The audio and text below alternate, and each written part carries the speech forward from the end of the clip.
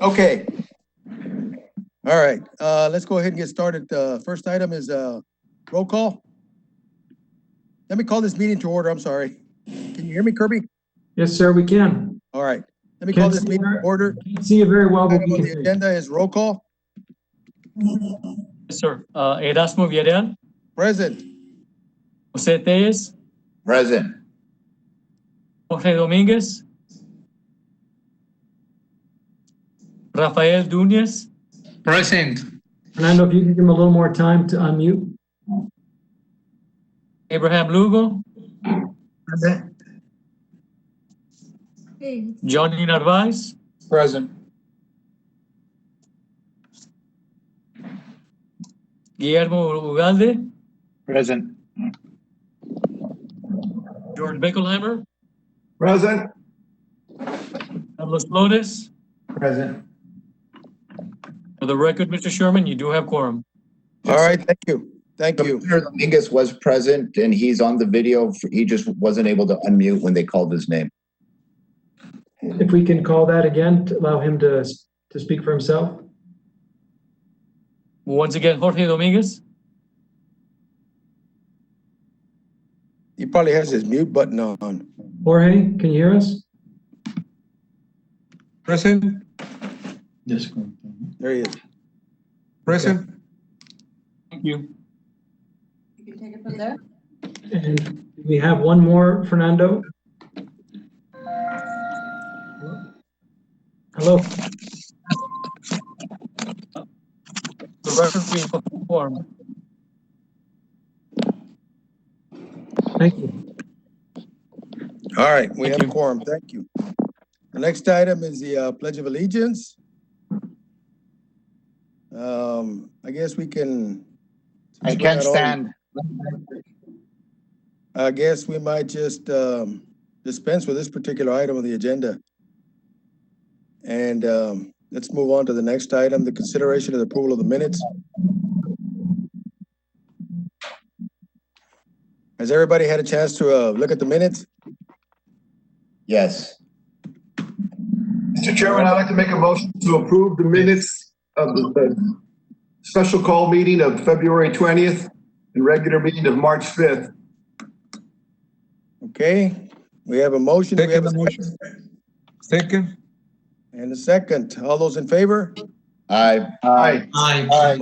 Carries. Thank you. Aye. Do we have currently any citizens' comment?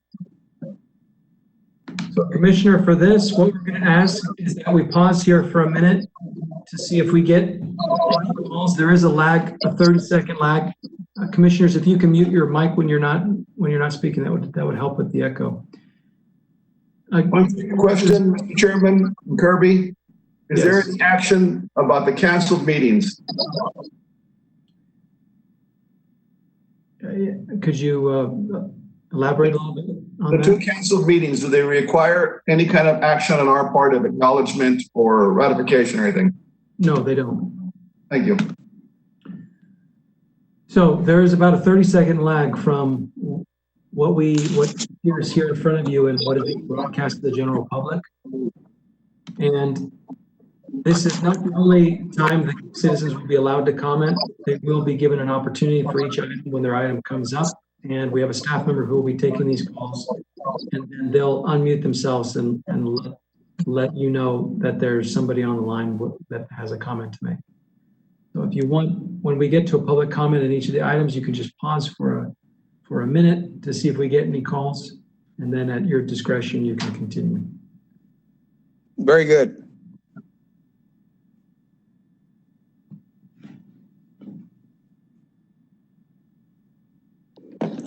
All right.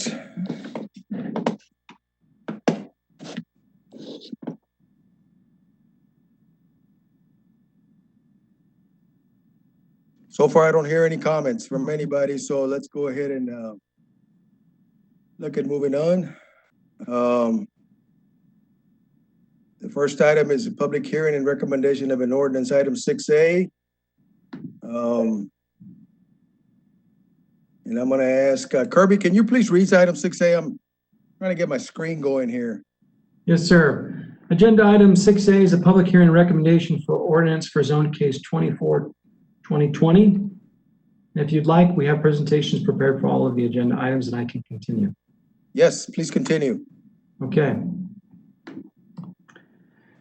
The applicant for this item is River Hills Investment, and the owner applicant and the representative, Porras Nance Engineering. This is property about 16 acres located south of Buckeye Drive and west of Wally Drive. We'll have maps here in a second. The request is to go from R2 to R1 MH, single family manufactured housing. And the proposed use is residential. 56 letters were sent. There are 0 in support and 0 against. Here's the general vicinity of where this is located. And here's a closer zoom in of the location of this property. Here is a plat depicting the extent of the boundaries of the property in question. And here is the current zoning. As you can see, it is currently zoned R2. And they're desiring to go to R1 MH, like the property just to the north.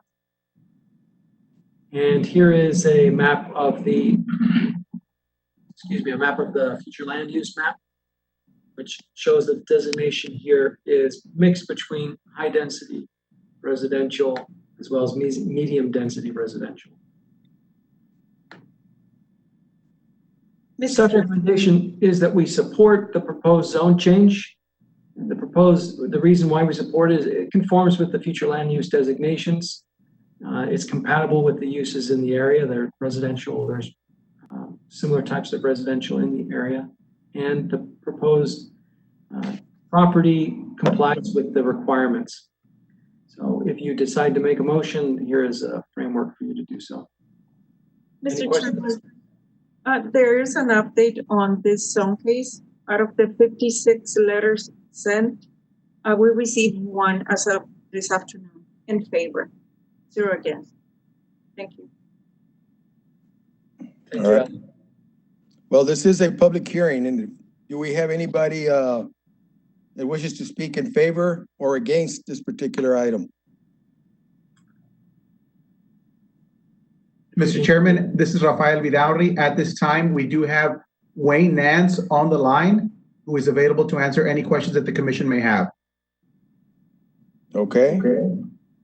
Mr. Chairman, Wayne Nance, Porras Nance Engineering. We agree with staff support of this item. The surrounding area is R1MH, and we're following through with the next phase of the subdivision that will also be R1MH. And we hope you agree with our support. Very good. Does anybody in the commission have any questions for Mr. Nance? Thank you very much, Mr. Nance. Is there anybody else on the line that would like to speak on this item? If we can give it, like I said, just 30 seconds to a minute. I will give it 30 seconds. I am just reiterating and see if there's anybody else. Thank you, I appreciate that.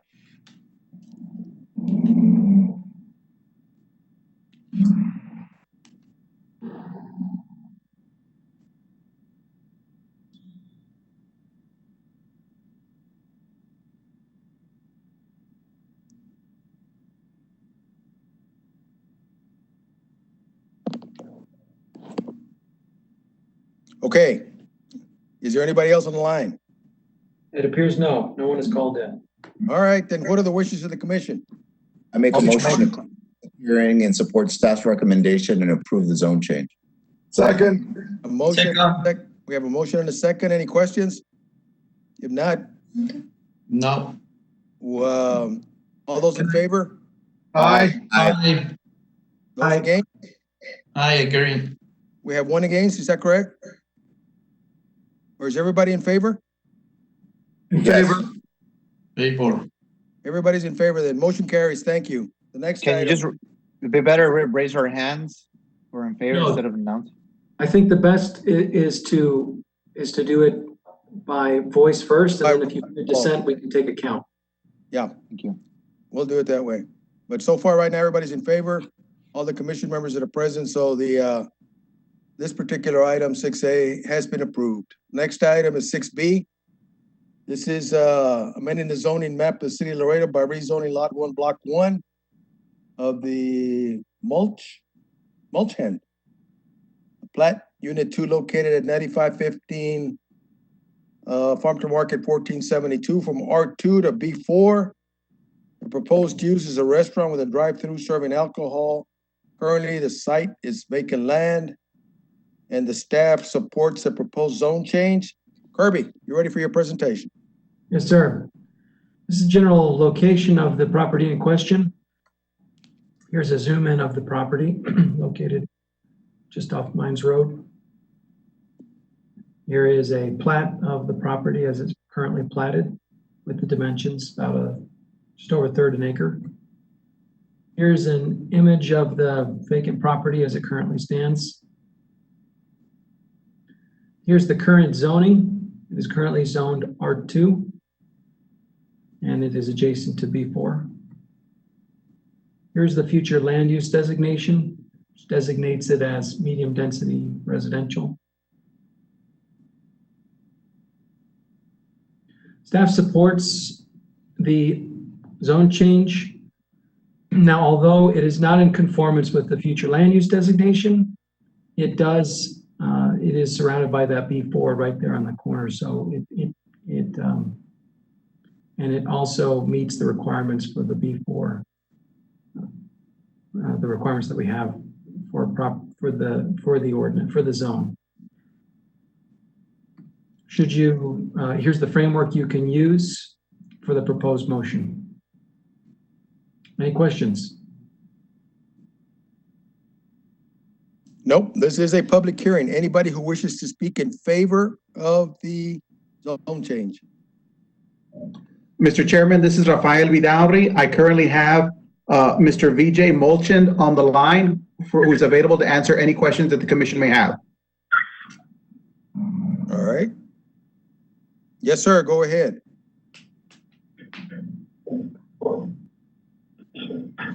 Mr. Molchand, you're live. Go ahead. I'm sorry. No. I was just saying that we're just trying to do a change, zone change from residential to business because everything around there is business. And we're planning to do something that's business related. So that's what we're trying to do. Good, very good. Does anybody in the commission have any questions for the gentleman? I do. Yes, sir. Go ahead. It's a restaurant with a drive-through service serving alcohol, right? So what type of drive-through serving alcohol? Okay, so we're planning for a restaurant, sort of like a pizza place, maybe with the drive-through, maybe with sit down and liquor sales. But it's a restaurant. Okay, very well. Does any other commissioner have any questions? Just one, Mr. Chairman. So the petitioner is in agreement with all staff comments.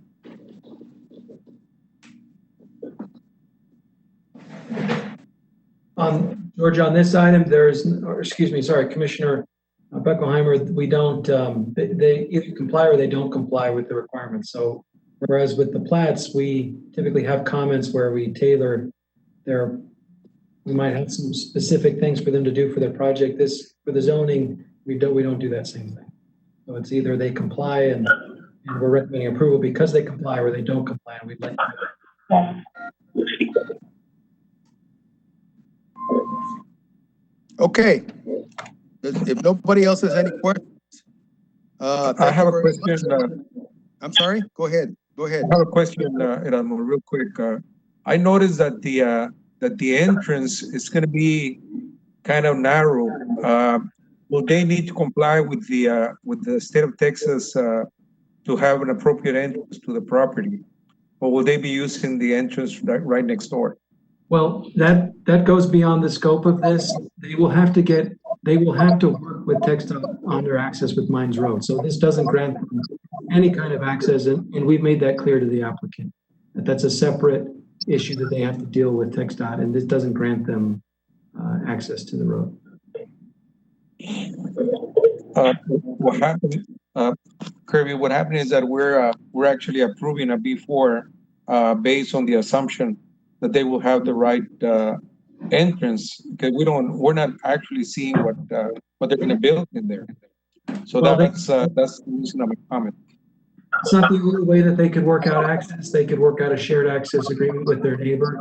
It doesn't preclude them, but it doesn't also guarantee them access to the road. That's the thing they'll have to work out next time.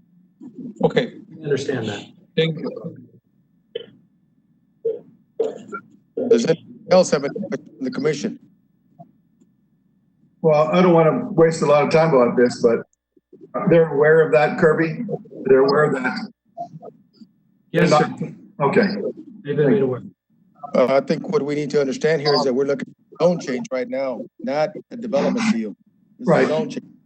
All right, so we're dealing strictly with a land use issue, which is just a change of the zone. The development part of it still has to come back after this zone change if it is approved. Any other questions? Habla Rafael Dueñas. Yes. Sí, más bien es una precisión más que una pregunta. Estamos hablando únicamente del cambio de zona a R2. Lo demás creo que no lo tenemos que discutir aquí nosotros. Gracias. Es correcto.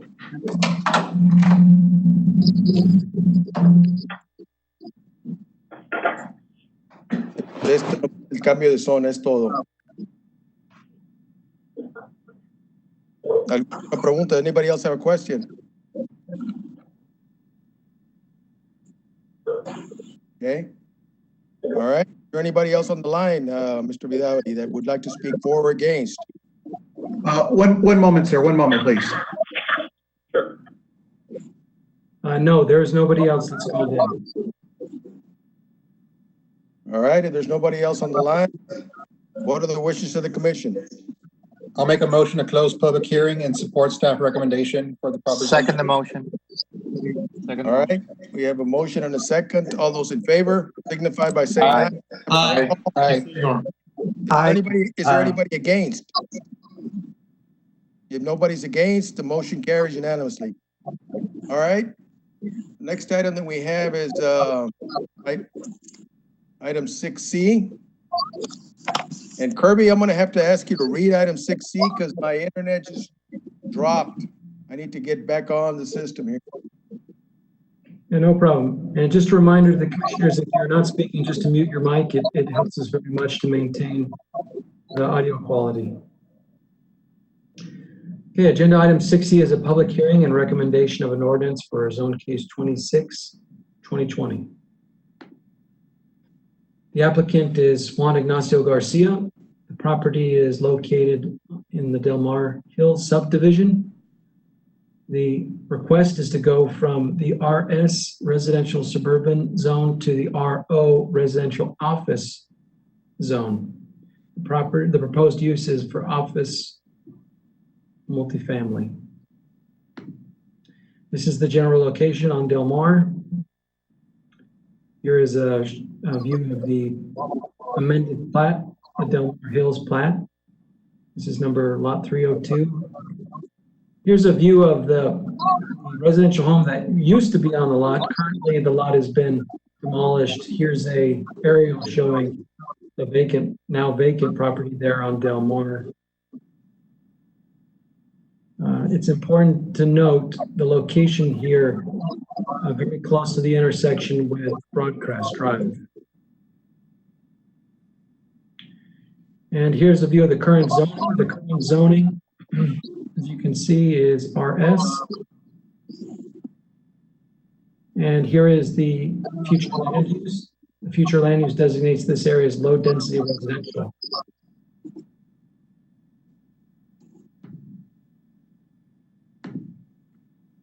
The staff recommendation is that we do not support the proposed zone change. And the reason we don't is that while the zoning is in conformance with the future land use, in that the future land use allows for low density residential, which includes, office use in residential areas. There are, however, significant issues at this particular location with traffic and access on Del Mar. There are already residential properties that pull in and out onto Del Mar, but adding an office use would potentially be more people pulling in and out, and reversing onto Del Mar is not something that would be safe to do, and we don't have the ability on that small of a lot to provide access where they could come in one access and out another access and safely do it, as there are other businesses and commercial properties on Del Mar that do that. And as well, although we weren't given the layout of what they propose, we would anticipate that they would have parking issues because they wouldn't, the size of the lot would make it very difficult to have all the required parking there on that one lot. So for those reasons, staff does not support changing the zoning on this property. Here is the proposed motion language that you can use. And if you have any questions, we're here to answer. Do we have any updates on the letters for or against? There's no updates for this one, please. There are no updates, so I apologize. That was at the very beginning. There are 0 in support and 2 against. Okay. I have All a right. question for staff. Yes. Go ahead. Go ahead. So you're saying the RO allows you to have multifamily also? So you could have I guess hypothetically, you could have a 1-bedroom unit on top and then the office space in the bottom? No, it doesn't.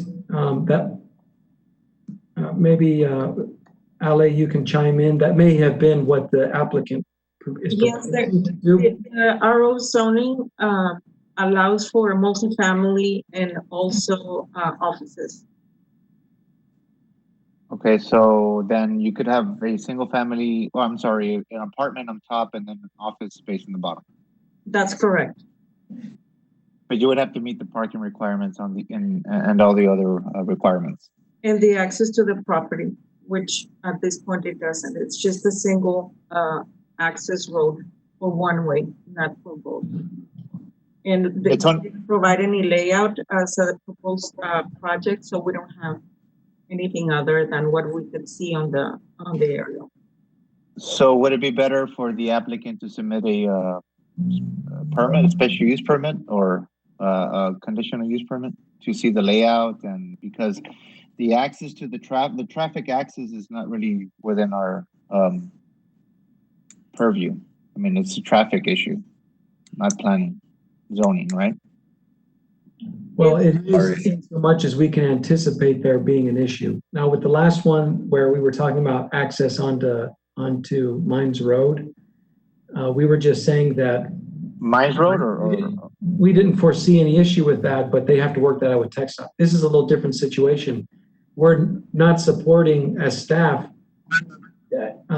a change in the zone at this location because we anticipate that there would be issues with traffic already where Del Mar comes to a choke point, where there's an intersection right by that creates conflict points for people trying to pull in and out of this from going east and west in different directions. So we're trying to minimize the conflicts and the challenges that will take place if, and in our estimate, changing the zoning would create more challenges than we would want at this location. This house is located,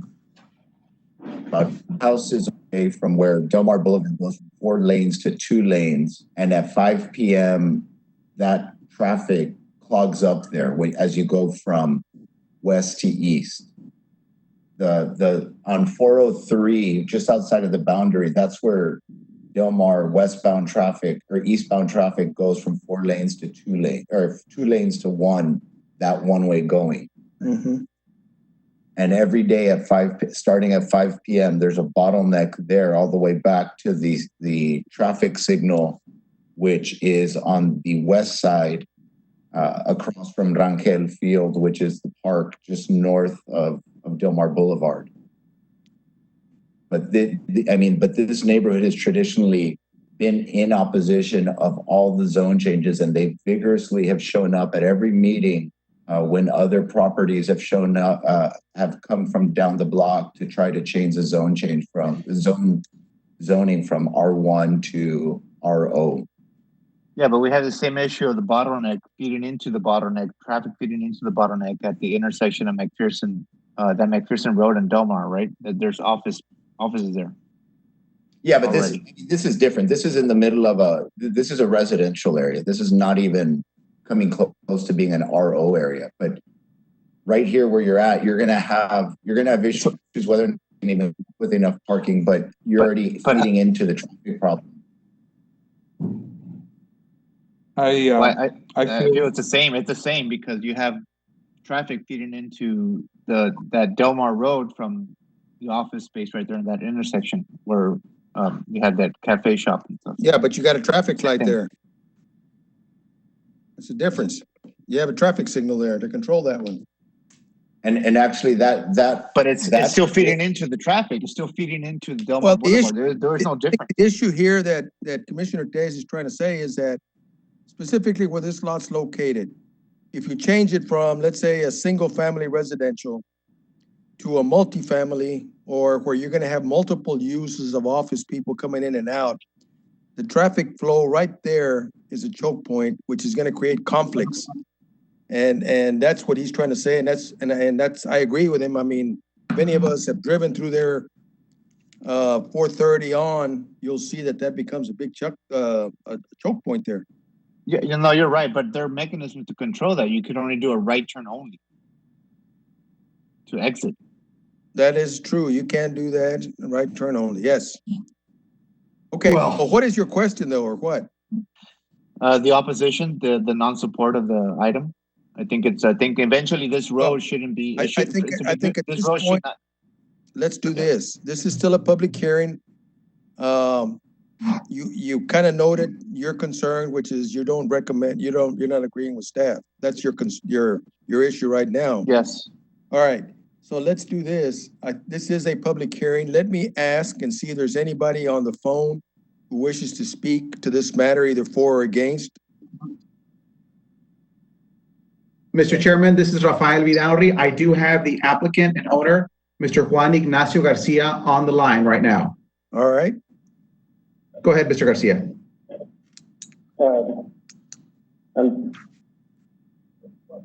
This is Juan Garcia. I'm the owner of the property. The proposed zone change is so that I can build one office space with a condominium on top.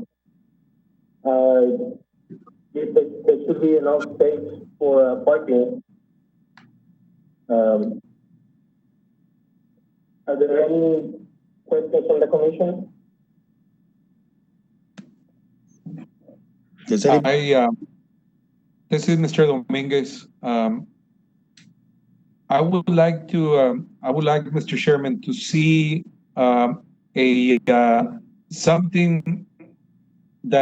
some type of plans or development that Mr. Garcia wants to build there. That's the only way that I would support or probably deny.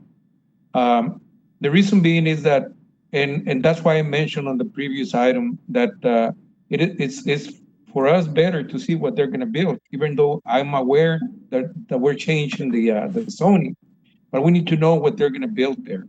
It is we're out on the air when they don't bring something that has to the proposed to be built in that area. I would suggest that that this item should be tabled until we get something that we can work with and decide whether that would be appropriate or not. All right, that is your comment. Okay. Yeah. Okay. I will try to get you plans as soon as I can. For the record, I agree with that comment. Okay, so I guess the question then is the applicant willing to table the item?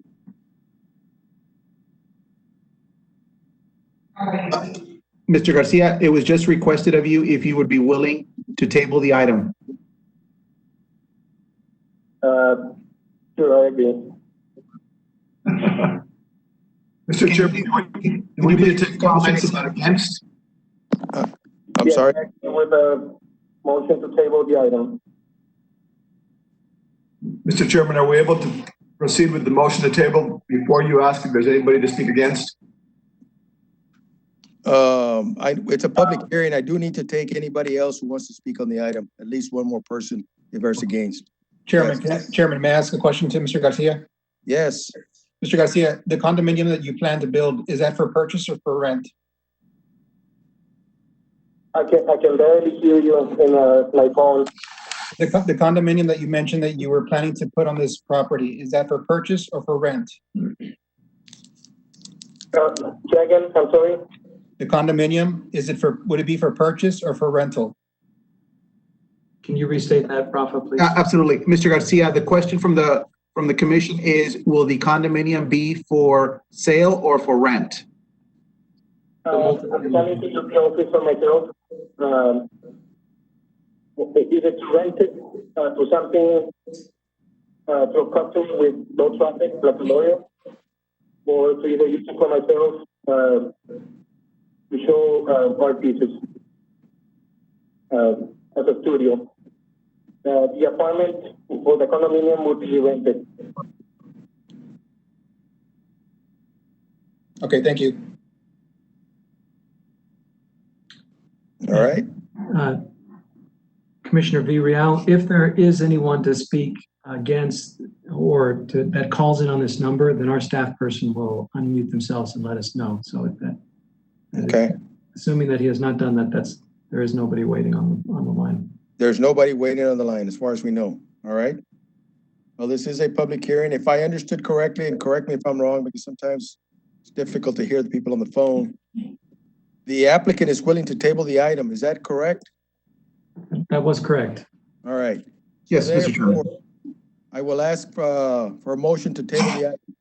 So I'll moved. make a motion to table the item. I have a motion. Do we have a second? Second. And a second. All those in favor? Aye. Anybody Aye. opposed? Aye. Anybody opposed? The item is tabled then. Thank you. The next item is item 6D. This is amending the zoning ordinance of the city of Laredo by authorizing a special use for oil and/or gas extraction. This is to plug a well that is located west of Ejido and south of Lomas del Sur. The staff recommends supporting of the special use permit.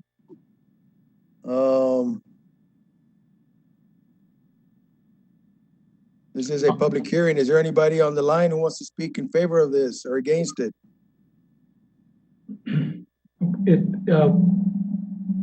I can give a little more background on the presentation if you'd like, Commissioner.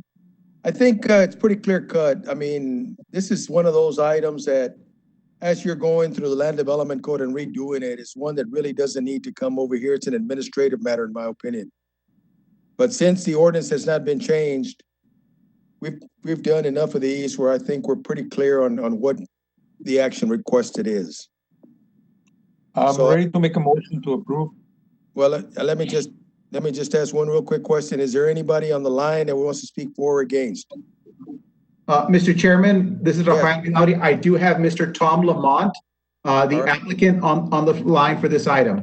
All right, put him on, please. Yes, this is Thomas Lamont. Yes, go ahead, Mr. Lamont. Yes, I'm here on behalf of Rio Grande Exploration, the operator of the well, who bought Columbus, and the surface owner, Zachary, to get this well P&A. It hasn't produced in a long time, and want to get it taken care of. Very good. Very good. Any questions for Mr. Lamont from the commission? With no questions heard, then thank you very much, Mr. Lamont. Okay, thank you. What are the wishes of the commission? Make a motion to close the public hearing and approve the item. Second. I have a motion and a second. All those in favor? Aye. Anybody opposed? Motion carries. Thank you. Next item that we have is item, let's see. E.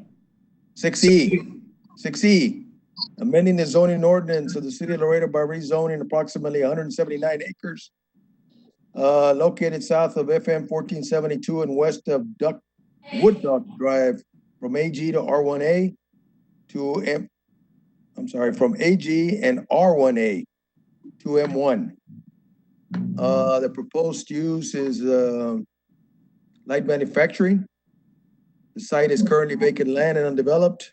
And we had 11 notices sent out. I don't see any in favor or against. There might be an update there, but the staff does support the zone change. There is an update, Mr. Chairman. We received one letter in favor.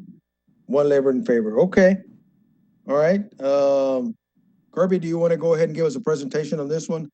Or here's the general location of the property in question off of FM 1472. Here's a zoom in of the property. Here's a picture of the current state of the property. Here's a plat of the property, 179 acres, vacant land. It's currently zoned ag and a mix of ag and R1A. And here is the future land use map showing a mix of agricultural uses and residential uses. Staff recommendation is to support the proposed zone change. Although it's not in strict conformance with the future land use designation, it is compatible with other uses in the area. Now, there is residential nearby, but our ordinance does have in place the requirement to build a buffer when you have industrial next to residential. So this were to be approved by, or if you send a positive recommendation to the council and council approves it, there will be a requirement for them to buffer their property that is adjacent to the residential. Here is the proposed motion that you can use. If you have any questions, we're here. Does anybody have a question? Yes, go ahead. This situation will be very similar to La Bota, where we're having a lot of people that are not too happy that they have an industrial site right next to a residential. I just want to make sure that the developer and the engineer is aware of the restrictions, or rather the type of wall and fence that he had to build, including the trash holes or the distance in between the residential and whatever is going to be built in that area. Because I would hate to have that approved, and then we have the community members from the residential area coming to planning and zoning and speaking against whatever they're going to build there. Yeah, that is a good point. And a lot of the challenges we have where residential and industrial have mixed, particularly in the northern part of the city, is where residential has come after, where the industrial was already there. Then there's not a requirement you can make on the industrial if it's the residential moving near the industrial. Here is a case that's flipped, where the industrial is coming in second, and there are requirements for them to buffer in our existing ordinance. They won't be able to build adjacent. They will be required to buffer their development. Kirby, let me ask you, on that buffer that you're talking about, what is it that we're talking about as a buffer? Ali, do you recall the specifics of the ordinance?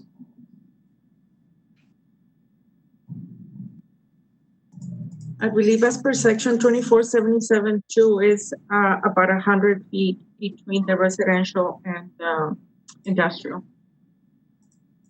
Okay. So it's only it's only a distance requirement. There's nothing else that's required. How about a fence or something like that? A 7-foot fence is, well, there is a 7-foot fence required because of a residential and a manufacturing zone. Right. Whenever there's residential or a non-residential next to residential, there is a requirement for fencing. There's a 7-foot OPEC fence that is required.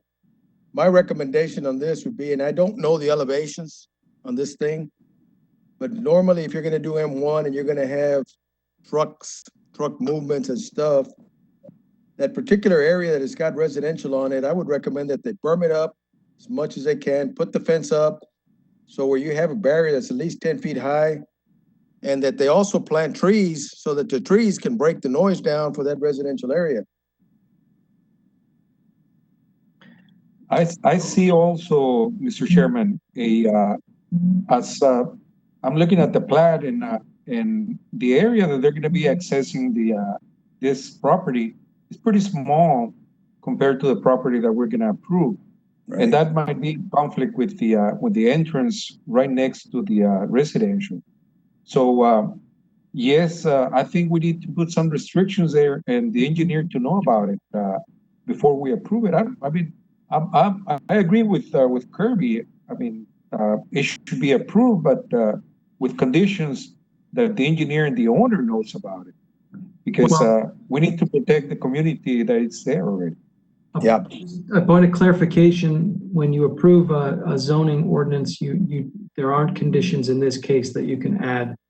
So you're not approving. You're sending a recommendation to council, who will make the final decision on whether to approve or not. And they can't place conditions on this. This isn't a conditional use permit or a special use permit. So it's either approved as of right or it won't be approved. But if it is approved, there are requirements already in the zoning ordinance that will require them to fence and buffer. Yeah, but I guess for those of us that have been around for a while, we've seen this scenario before where we have issues in that area where there's another community that had very similar problems. And let me tell you, it was a big headache. That's why we're trying to mitigate as much as we can, where we're having residential and industrial uses. The 100-foot buffer, I think, is a very good thing, but we need to mitigate it by either, and I guess what I would like to do is, I don't know if the engineer is on the phone, that we can ask him some questions. They are. We call every applicant, and they're waiting there whenever you're ready to open the public hearing. I would like to then see if the engineer's on there so we can ask him some questions. Absolutely, Mr. Chairman. This is Rafael Vidaurri, and I do have the engineer of record, Wayne Nance, on the line for any questions. All right. Wayne, Mr. Chairman, Wayne Nance here.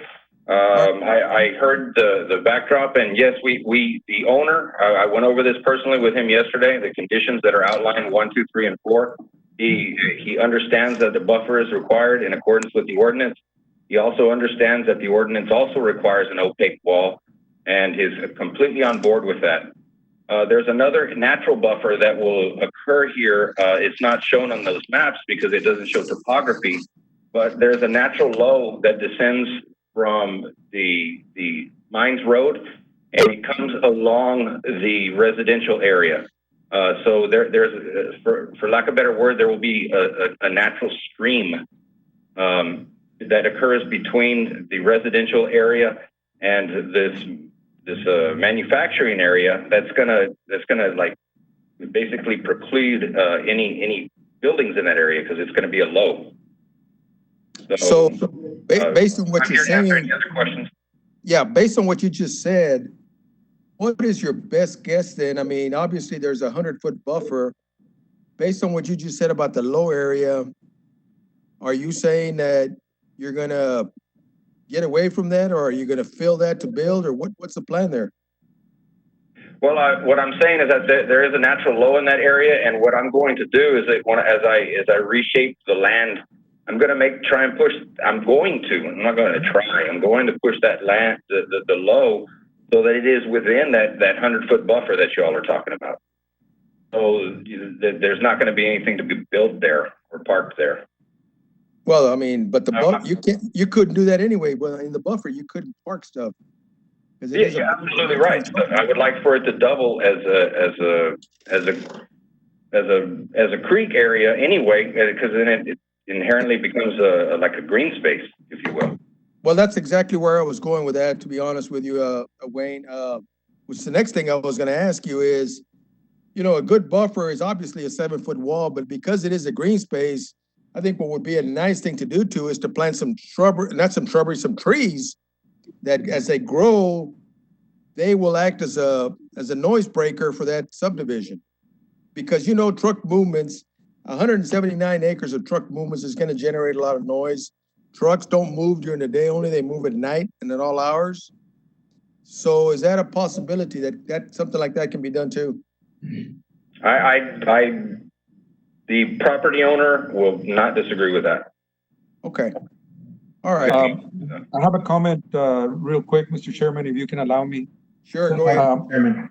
Where that subdivision, where is that subdivision draining to? And that's one of my questions. And the second is that a creek or is just a terrain that is going to be filled during the construction? Because if that particular creek, that's an area that receives the water from the subdivision, then he can't do anything with that creek. If I can, just add some clarification. This is just a zoning matter before the planning commission. When it is platted for construction, then at that point, those issues will be addressed regarding stormwater and drainage and situations like that. So, Well, not really, because I think that this is a good time to bring conditions, and one of them would be a fence, Mr. Chairman. If we can ask for a 10-foot fence in there, and that it's a concrete, that way it will mitigate the noise. We're going to have a lot of movement in that property, and we're going to have a lot of people that are not going to be very happy there. Exactly. well, just to be clear, you can't ask as a condition. You can ask, and he can say yes, but there's nothing to bind him to putting trees in. There's already an ordinance. Can I make a comment, please? Not for the trees, but for, yes, there are already things in place with the ordinance, but above what. Question. Mr. Chairman. Go ahead. I want to comment. George, go ahead. Go ahead, George. Go ahead, George. Just to Kirby's point, because we've gone through this before, that's what my understanding is that once they come in with the master plan or the preliminary plat, isn't that when we start to insert or try to push these items? It's not during the zone change, unless we're going to make them do a CUP. No, I mean, you're right. I think the issue here is that everybody's just trying to say, hey, we're trying to do the right thing. We're just asking you. I mean, there is an ordinance, like Kirby said, in place, which mandates a 7-foot opaque fence. What I asked of the engineer was just a little bit extra, which was obviously some trees that could also be a noise mitigator. And he said that it is a possibility. He kind of agreed to that too. So all we can do, like Kirby says, is ask some things that are not within an ordinance right now. You're absolutely correct. When a master plan then comes in, at that point in time, we can look at things again. Yes. Can you hear me? But this is a fair advisement to them that we're going to be looking for that, of course. That's the whole idea. Yes. Okay. Can you all hear me? Yes, go ahead, Carlos. Okay, yeah. Here's my comment. My comment is that I think that we should not take a vote on this today because I think it's really unfair to the community that's adjacent to this property that they are not even really going to be given a meaningful opportunity to contribute. And in fact, I would go so far as to say that there should be a community meeting within that neighborhood to let them know what's being proposed so that we can get their meaningful feedback before we make a decision on changing the zoning on this. And I think that we already know that we have had a history of problems with this type of development next to residential. I don't know why, as a commission, we wouldn't just put a pause on this for right now and require the city staff to go out there and talk to the community and see if it's a problem or not. I agree with that. Rafael Dueñas, I want to comment. Yes, go ahead, Rafael. Chairman, me voy a permitir hablar en español para que no preste a confusión. Yo estoy a favor del desarrollo de este parque industrial, pero también necesitamos buscar mucho proteger a las familias y no equivocarnos. No creo que tengamos que hacer publicidad del parque industrial nosotros con las familias ni con el vecindario, pero sí mi propuesta para el dueño es la misma que hicimos hace rato. Si él podría voluntariamente ponerlo en la tabla, hacernos llegar más dibujos, hacernos llegar más información, porque también estoy de acuerdo con Kirby que nosotros no podemos poner más reglas de las que ya hay, pero lo que sí podemos es invitar a este investment del desarrollo a que haga algo bueno por la comunidad. Entonces que nos presente un mejor proyecto de cómo quedaría ese arroyo, de cómo quedaría su plan, su survey, y entonces ponerlo a votación. Esa sería mi propuesta para el dueño, si él está dispuesto a ponerlo en la tabla. Gracias. O en la mesa. Gracias. Ralph, I don't know Chairman. if Wayne heard that. Can you translate that for Wayne? Mr. Chairman. I caught some of that. My Spanish was a little bit shaky, but if you could give me the summary of it, Erasmo, I'll respond to that. Ralph, can you do it? It's probably easier for you to get to him. Absolutely, Wayne. So the commission. If you could mute yourself and do that, and then bring it back on when he has a response. Absolutely. 1 second. And just while he's doing that, just clarification of what we did for noticing. We did what we always do. We did the requirement where we noticed within 300 feet of this. Letters were sent out, and when people respond back, we answer their questions. We give them an opportunity to write and send the letters, and then we also advise them they'd be able to call in this meeting. So I know it's not as easy as it is, but we did all that we always do. Okay, let me comment. Mr. Chairman, hold on. Just a minute. Let Kirby finish up, please. Let him finish up. Kirby, are you done? Yeah, I'm done. Okay, you did do what is required, under a zoning change. You did everything. All Right, right, Mr. Chairman, Yes. this is just a zone change. All those details will get covered later if they decide to move forward with developing the property. Well, the only thing that will move forward, I mean, on the zone changes, you're right, it's a zone change. The issue of what they can do to mitigate noise is in an ordinance right now that is a 7-foot opaque fence. That's all. Comment? Now, who else? Is there anybody else who wanted to speak on this? Carlos does. Go ahead, Carlos. Okay, so back to what Kirby's point is, and I'm aware that you did the minimum that you had to do in order to give notice. But what I'm saying is that is the minimum, meaning that there can be more that can be done, especially when we know that we're doing something pretty dramatic as here, going from residential to light manufacturing. And not only that though, but typically like we approve these things when it's something that is along the lines with what is already there and things like that. And I understand that aspects of this are agricultural, zoned agricultural, and so it's not completely residential around it. But I think that there's enough residential there that it merits doing more than just the bare minimum. And I think that as a commission, I think we should direct the city staff to do more than just the bare minimum when it comes to something like this. Okay, that's your comment. Anybody else have a comment? Yes, I have a quick comment, Mr. Chairman. This is Mr. Dominguez. Because of on these last 3 items, there has been the conversation about what is going to be built there. And I think this is a good time to ask Kirby that anytime that we bring something like this, at least we should know what they pretend to build on it or how they pretend to develop it. Because approving something like this with the community and with members that are residents, it affects them. And what Kirby is saying, I mean, there might be an ordinance, yes, but we also have the right, or we have the moral right to add more conditions to it. So I think that because of the 3 previous items, they were all related as to a zone change, and we needed to know what was going to be built there. So that's my comment, Mr. Chairman.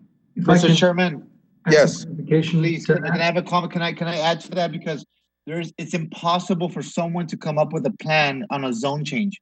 You don't even know what you're going to do on the property. Maybe you want to just resell it to someone else, and then who knows what they're going to do. I mean, there's an appropriate time and place for all these details to come forward, not in a zone change. I mean, for the lack of saving time, it's just a zone change, yes or no. That's it. Keep it simple. And Commissioner, if I can, as staff, when we speak with an applicant, we do ask them what they intend to do, and we ask them for plans. Now, they're not required to submit plans. There are a few cases where the ordinance does require that, but in most cases, it doesn't require them to submit any plans that will be approved. They don't, in other words, they don't have to give us plans. They don't even have to tell us what they intend to do. Most of the time they do, but rarely do they're at the level of preparation where they have plans ready to submit. Sometimes they are, most of the time they aren't. So we do always ask though, and if they give us those, we will always present them to the commission. So the commission has as much information as possible. But I want to be very clear on this, where unless the ordinance states clearly, and only does that in a few places with conditional or special use permits, the commission, ultimately the city council who approves this does not have the ability to ask for conditions. They either approve it or they don't approve it. They can't say, yes, you can do this only if you do this thing. That's called contractual zoning, and the state of Texas does not allow that. So there are spaces where we can do that with conditional and special use permits, but for most zoning, you cannot do that. Kirby, did anybody call in against? Jason, has anybody called in against? Or not for this one, but we have had phone calls. Well, let me ask this. Let me ask you a quick question. There was, if I read my notice correctly here, my communication, there was 11 notices sent out, right? And did anybody respond on the 11 owners that were noticed?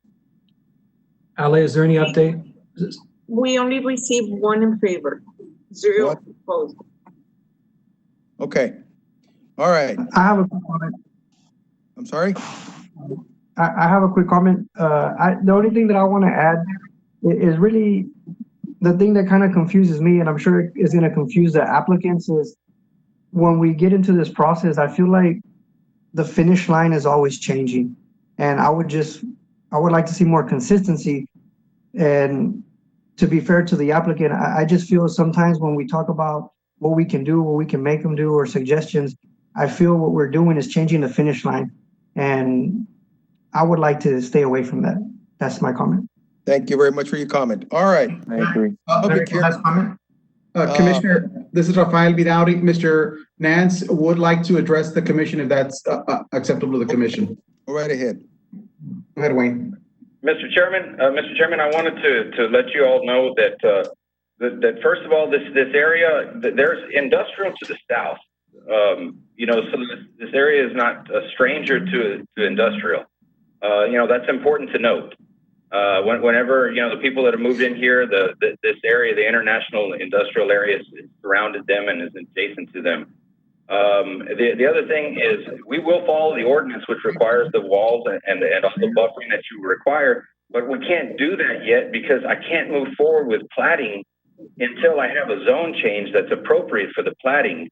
And then staff is listening to you, and you can imagine when we come forward with a preliminary plat, their initial comments are going to reflect, your concerns, no question whatsoever, and you'll have a chance to address those when we have a preliminary plat. But as the director pointed out, there's not a place for it here. But I'm letting you know the lay of the land does help itself to your concerns, and we'll do whatever we can to address your concerns. We have been already delayed due to the COVID thing. We have been delayed a month already. I would hate to be delayed further. We're with staff and we're ready to do whatever it takes to make this work for you guys. Okay. Thank you very much for your comments there. All right. Is there anybody else on the line, Kirby, on this public hearing? Jason, do we have anybody else?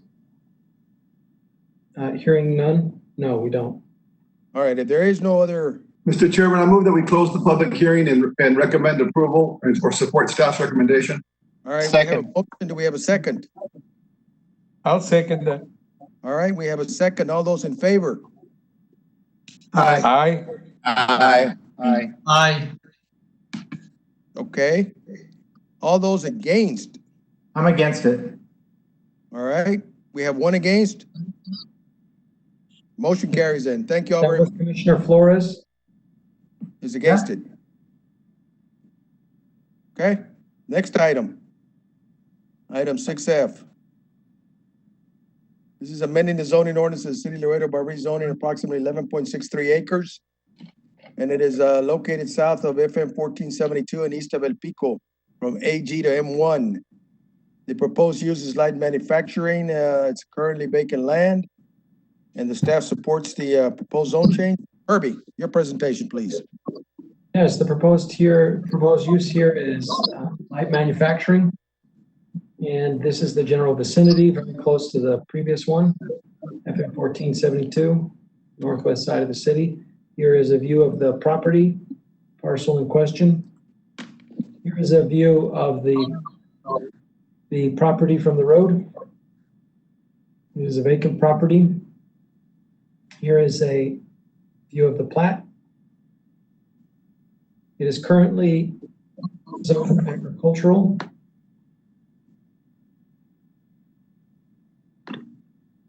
And here's the future land use, shall be agricultural. It should be noted that the future land use, you'll see this designation of agricultural. Oftentimes doesn't mean that it's designated always to remain such, but often as a holding use or holding zone. The staff recommendation supports the proposal. Although it's not in conformance with the future land use designation as agricultural, it is compatible with the surrounding uses in the area. And it's our determination that this won't adversely impact the conditions in the surrounding area. Here's the proposed motion language that you can use to craft your proposal. If you have any questions, we're here to answer. Does anybody have any questions for the planning staff? One quick question, Mr. Chairman. Is this the same landowner as for the portion that we just recommended approval?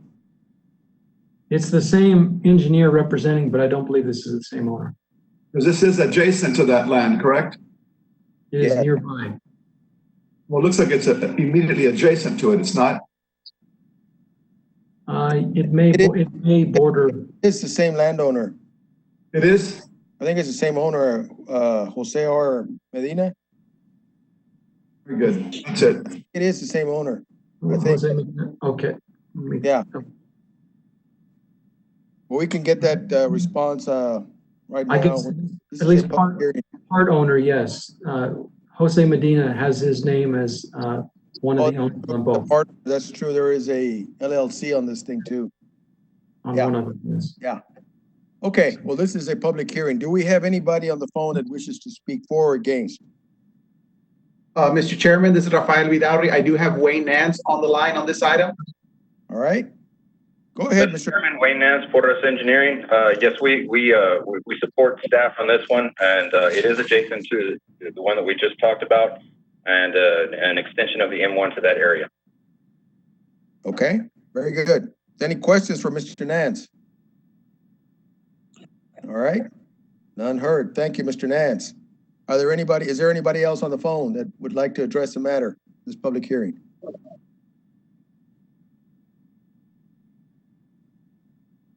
Commissioner, if there ever is, Jason at this point will come in, and our staff member who's filling these calls. So hearing none. All right, sir. Mr. Chairman, I recommend that we close the public hearing and support staff's recommendation to approve. We have a motion. Do we have a second? I'll second the motion. We have a second. All those in favor signify by saying aye.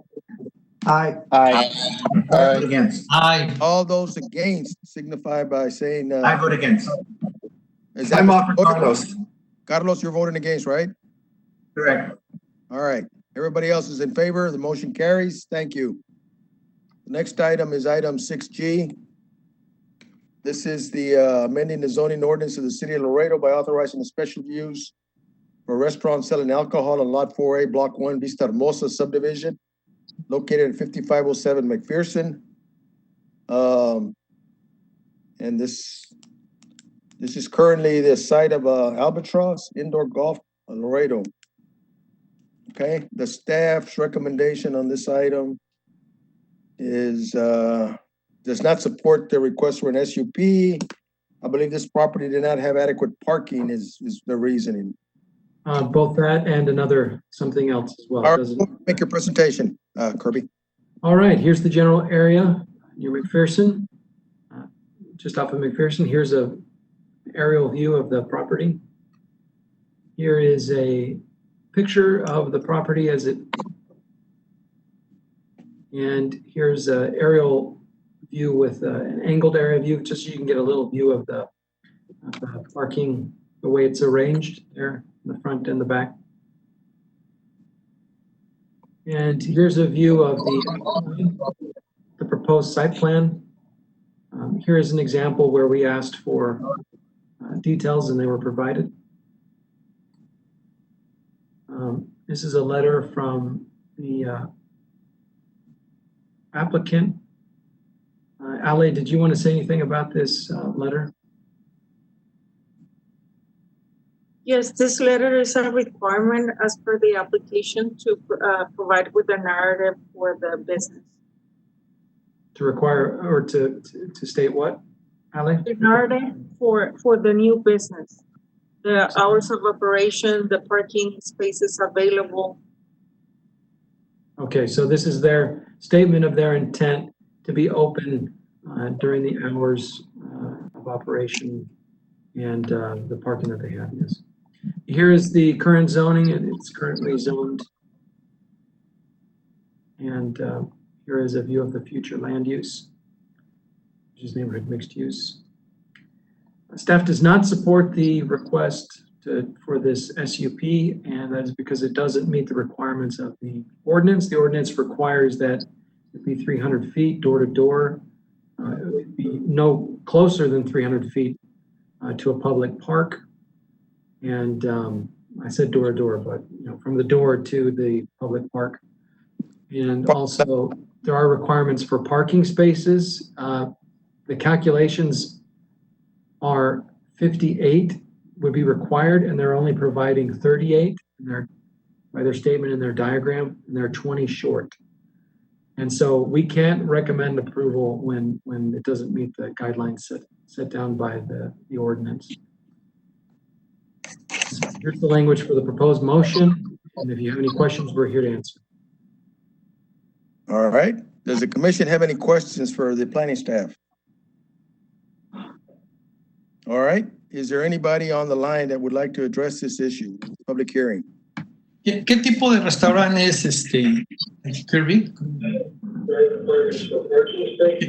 Rafa, do you have the applicant on the line? Mr. Chairman, this is Rafael Vidaurri, and I do have Mr. Arturo Rayo, the applicant, on the line right now to answer any questions. All right. Mr. Rayo. Yes, sir. Good afternoon to all. This is Arturo Rayo from Midland Road Laredo. Thank you for your time. All right. I guess the question that was asked, Mr. Rayo, right now by one of the commissioners was what your type of business right now, can you explain what that is, or a restaurant, or what type of business is this? Yes, sir. Well, thank you very much. This is a business for golf, sir. This is just for play golf in a virtual environment. We got 7 indoor terminals with the latest technology, a Unicruise simulator, 250-inch impact screen, and 4K video projectors to have the best of an experience. Okay, and obviously you have this particular venue, but you also have a restaurant in it. Is that correct? Yes, sir. Yes, sir. We do. We have a restaurant with a balanced menu, sir. You can go there and have a nice hamburger, sir. Have a nice nachos. I mean, we have a nice menu for this, sir. Okay. All right. And if I'm allowed me to say something, sir, right now, this is a place that is not going to be full of people, sir. So I know parking could be a problem, but this is a place with 7 terminals. So probably 30 to 40 people at the most should be there, sir. I don't think it's going to be more people than that. So it's not going to be a place with people there. All right. Rafa, did you hear what he said? I haven't problems to hear you, sir. Say it again, please. One moment, sir. Yes. Commissioner Dueñas, did you hear what type of use? Sí. Okay. Dueñas, estoy viendo la parte de atrás del inmueble. ¿Es un estacionamiento que pueden usar ellos? El estacionamiento está atrás. Se ve de buen tamaño, se ve grande. Yo no le veo por qué el problema o la recomendación negativa. Se ve bien. Gracias. I also have a comment, Chairman. Yes, sir. If we have no problem rezoning residential to light manufacturing, we've got small communities there, then I think 20 parking lots, it seems like irrelevant and not meaningful. Good comment. Can I ask a question of the applicant? Yes, sir. Go ahead.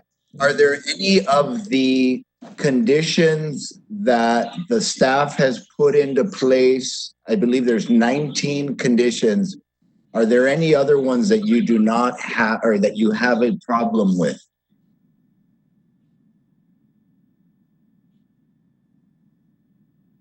Mr. Rayo, were you able to hear that question?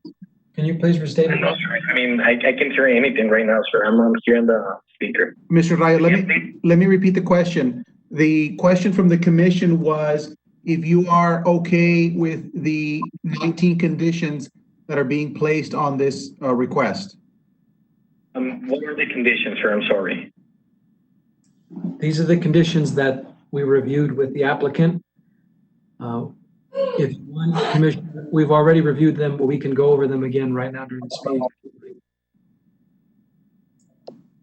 Well, Can you repeat that for me, sir? I hear you a lot better for you, sir. Yes, have the conditions that were provided with the with your request, do you have any issues with those, or have you had the opportunity to review those? Oh, yes, sir. I check all the conditions and we agree with that. Okay, thank you. Mr. Chairman, yes. we had a very similar issue immediately adjacent with the Mexican restaurant that was also going to be a restaurant. I think we resolved it amicably with them. This place has been a challenge, as everybody here knows, since they first opened it. If somebody else wants to give it a try, I think we should support them. All right. I concur with Commissioner Beckelheimer and the fact that somebody's actually trying to come in with a legitimate business rather than another amusement center. I think we should try to help them out.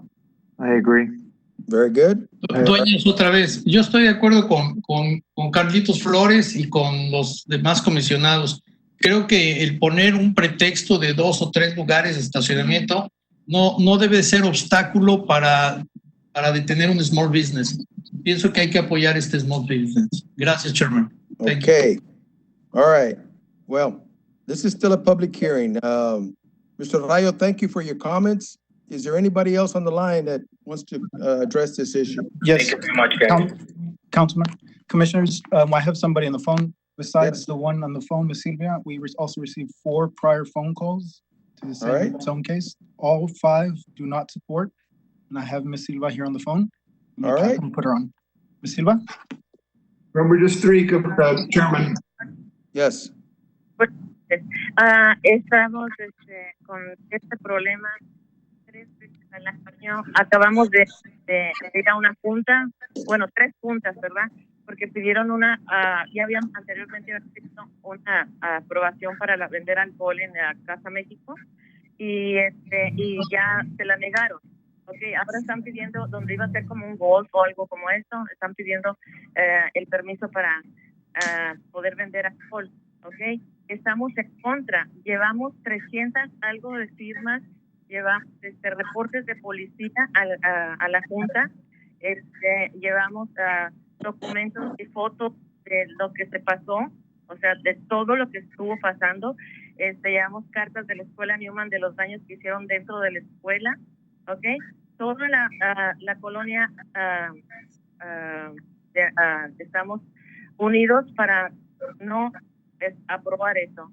Por favor, les pedimos que no lo aprueben y que hagan algo para que esto ya pare, o sea, que cambien, no sé, la zonificación o algo, porque este tiempo de estar yendo a juntas y que ustedes se sientan bien, que el concilio, eso es perder el tiempo cuando ese tiempo se puede usar para que se hagan y se resuelvan proyectos o problemas de Laredo. Estar perdiendo el tiempo con algo que está siendo repetitivo, porque esto es ya como un juego de ahorita lo pido, no me lo dan, lo vuelvo a pedir, no me lo dan. Pero es nada más ya para que se sepa, no estamos en contra de los negocios que voy a poner el señor Favorato. Tiene todo el derecho y nosotros lo apoyamos en eso. Lo único que no queremos es que se venda alcohol, porque ya pasaron muchas cosas que peligraron vidas de personas de la colonia, que entraron balas a sus casas, rompieron vidrios, dañaron carros, entraron a sus viviendas, hicieron daños que llevamos en reportes de policía, ¿ok? Y en recortes del Times donde hicieron los reportes de todo lo que estuvo pasando. Nada más pedimos que por esta vez ya hagan encuentren una solución para ya remediar esto y no estar perdiendo el tiempo en juntas y levantando más firmas. Ya tenemos 400 firmas más que levantamos, si ustedes la necesitan, para que se ocupe el tiempo de ustedes, el tiempo del concilio en cosas que sean favorables. That's 3 minutes. Muchas gracias por su comentario. Muchas gracias. All right, do we have anybody else? That was it on the phone calls. We had 4 All right. total. All right. That's it. Thank you very much then. All right. What are the wishes of the commission? Mr. Chairman, one quick point of information for all of us. We heard these same concerns, and they are legitimate from the Mexican restaurant that's just north, but they assured us that it was a restaurant that served alcohol and that was not going to be a bar. This place has published, or at least proposed, their hours that don't exceed 11 p.m. on Friday and Saturday. Is that correct, Kirby? What they provided with us shows that they will be Monday through Thursday. Their plan is to close at 10 p.m., Friday at 11, and Sundays at 7 p.m. And the conditions of the SUP would require them to be closed. Kirby, Commissioner, can I chime in? I got Mr. Favorato on the phone. He just called in. Well, I think we've had enough. Yes. Had enough, and we already called for the. I already called for the question on what is the wishes of the commission? I make a motion to close public hearing, go against staff's recommendation, and approve the special use permit with the 19 conditions as proposed by staff. Second the motion. We have a motion and a second. All those in favor? Aye. Aye. Soportando. Jason, mute yourself, please. El moción es para soportar el permiso y ir en contra de la recomendación del staff. Okay, so we have ayes. Perdón, dueñas. Yo también estoy de acuerdo en otorgar el permiso. El argumento de la damita que habló creo que es un problema de policía. Y si nosotros no podemos poner más reglas, como decía Kirby, mucho menos nos tenemos que meter a un aspecto de delincuencia o de seguridad policíaca. Estoy de acuerdo en entregar apoyar la apertura del negocio. Gracias. Okay, so all those in favor, I take it everybody's in favor. Who's against the special use? Against? Not hearing anybody against, the motion carries then. Thank you all very much. The next item that we have is item 6H, if I'm not mistaken. Yes. All right. 6H is amending the zoning ordinance, City of Laredo by rezoning approximately 13 acres out of abstract 546 located south of Lomas del Sur from R1A to R1B. This is a vacant land and the proposed use is residential and the staff supports the zone change. All right, Kirby? Yes, sir. Here's the general location and aerial map, a little more zoomed in off of Lomas del Sur. You can see a view of the property as it currently is. And here's an image of the plat. The current zoning, R1A. And this is the future land use. It's neighborhood mixed use and also residential. Staff supports the zone change. It's in conformance with the comprehensive plan designation. As well, it's compatible with the surrounding uses in the neighborhood. If you have any questions, we're here to answer. Here's the language you can use to propose the motion. All right. Anybody have any questions for staff? All right. If not, this is a public hearing. Do we have anybody on the line who wants to speak in favor or against? Mr. Chairman, this is Rafael Vidaurri. We do have Mr. Frank Estrada on behalf of Sherfy Engineering on the line, sir. All right. Good evening, Mr. Chairman. Frank Estrada with Sherfy Engineering, and we are in favor of the proposed zone change as staff has recommended, and here to answer any questions that you may have. All right. Thank you. Does the commission members have any questions for Mr. Estrada? Okay. Thank you, Mr. Estrada. Is there anybody else on the line that would like to speak in favor or against?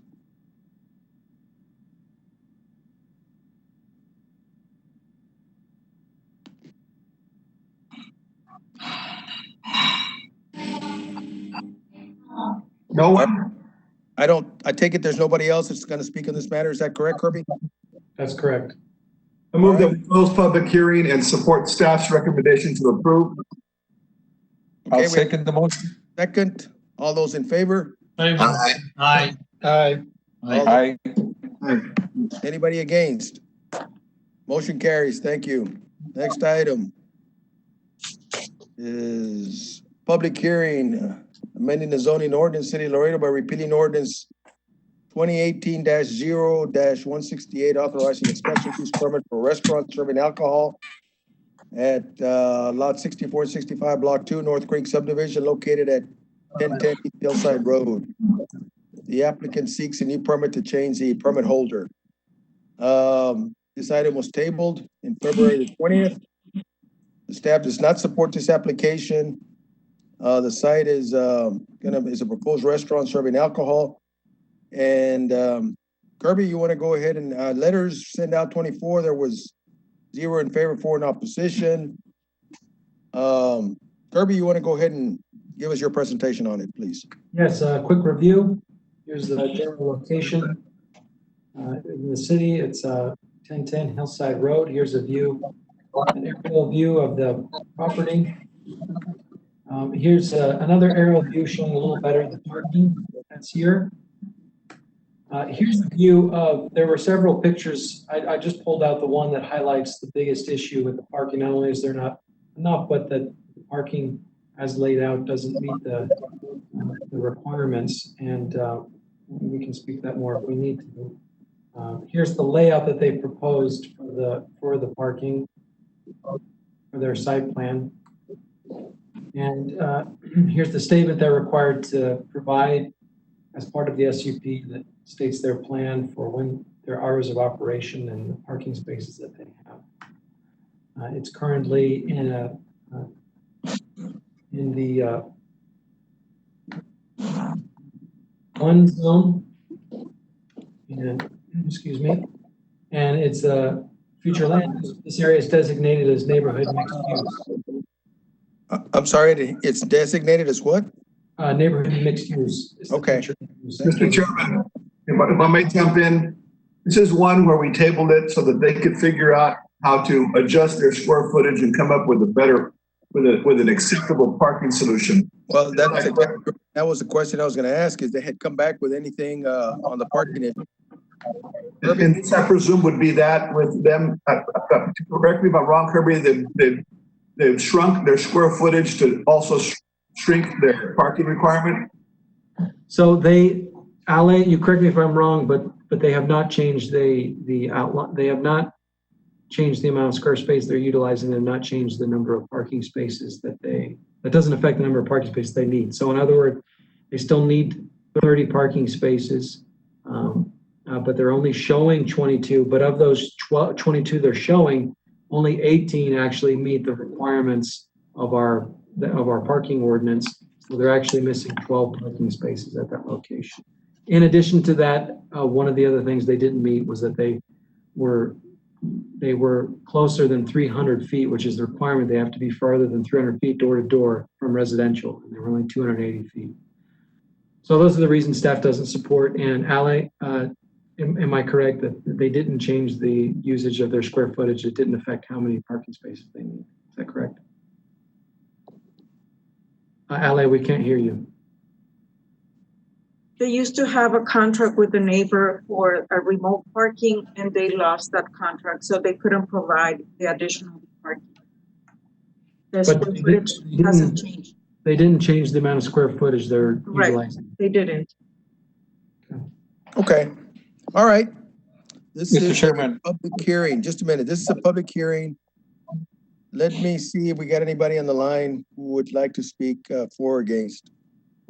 Mr. Chairman, this is Rafael Vidal. I do have Ms. Clarissa Gallardo, the applicant, on the line at this time. Ms. Gallardo, go ahead. Sí, miren, bueno, Chairman, this is Rafael Vidal. I do have Ms. Clarissa Gallardo, the applicant, on the line at this time. Okay, go ahead. Rafa, if you can ask the applicant to turn off the TV or what she's viewing.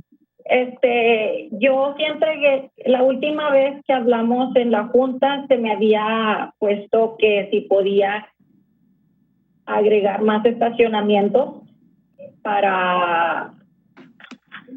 porque tenía solamente 22 estacionamientos y yo entregué un plano nuevo el 28 de febrero que no lo subieron ahorita en la junta. A mí la última vez que hablé con los comisionados me preguntaron si yo podía poner más estacionamientos. Sí lo pude poner, ahorita ya tengo 27 estacionamientos en el restaurante, y ya no son 22, ahora son 27. Mandé el plano a la ciudad de Laredo y ahorita veo en la junta que no lo subieron el plano nuevo. Ahora ya con los 27 estacionamientos. Por eso es que ahorita que estoy viendo la junta me estoy dando cuenta que no subieron el plano. Yo fui a entregarlos desde el 28 de febrero. No sé por qué no lo pusieron ahorita en la junta. Ok. Oiga, señora Garza, ¿y los estacionamientos extra los consiguió dónde o cómo los hizo o qué? El arquitecto reacomodó los espacios, obviamente con los espacios adecuados que piden cada espacio de carro, y pudimos eliminar varias cosas que estaban ahí obstruyendo. Okay. Eliminamos y pudimos obtener 27 espacios adentro del restaurante. Pero yo llevé el plan para que ustedes ya se dieran una idea cómo están acomodados los 27 estacionamientos, más no lo subieron al nuevo plano y no entiendo el por qué, si se les llevó desde el 28 de febrero. Okay. Kirby, you know who's got that plan? Did she resubmit it for parking? Kirby, what we have on the presentation, that's the site plan that they provided. That's the only site plan staff has. No, les llevamos uno nuevo que hizo el arquitecto con los 27 estacionamientos. Pedí hablar con la señora Alejandrina Sánchez en el momento para entregárselo ahí en sus manos, pero me atendió un asistente y se lo entregué al asistente. No sé por qué no está el nuevo plano, porque ahorita el que tienen es el anterior de la primera junta que estuve con ustedes y por eso mismo nomás enseña 22 estacionamientos, pero cuando les platiqué mi proyecto del restaurante Los Comales, ustedes me dieron la opción de que hiciera mínimo 26 estacionamientos, que los acomodara y que ustedes me daban su aprobación, porque eran muy pocos 22. Entonces el arquitecto pudo acomodarme 27 en total en la propiedad. Mr. Chairman, I have a comment. Yes, go ahead. Is that at this point in time with the current situation, we should not be opposing any type of small business from operating, especially restaurants, because even if we approve this, who knows if they could even operate for some uncertain time. And I'm not talking about 2020, but even into 2021. So I'm in support of the applicant. All right, thank you. I agree with your comment. All right, let me just do this. I would agree with Commissioner Juarez as well. All right, let me do this real quick. Ms. Garza, thank you for your comments. Do we have anybody else on the line? Mr. Chairman, can you ask Ms. Garza how many tables, how many customers it would serve at one sitting? Well, I think that really becomes irrelevant because it's all based on square footage that she has and how she can accommodate them. And yes, I did the square footage battle with all of the stores that I opened, and some of them were outrageous requirements, and that's why I You only think, need 20 people, you don't need 26 cars, you know.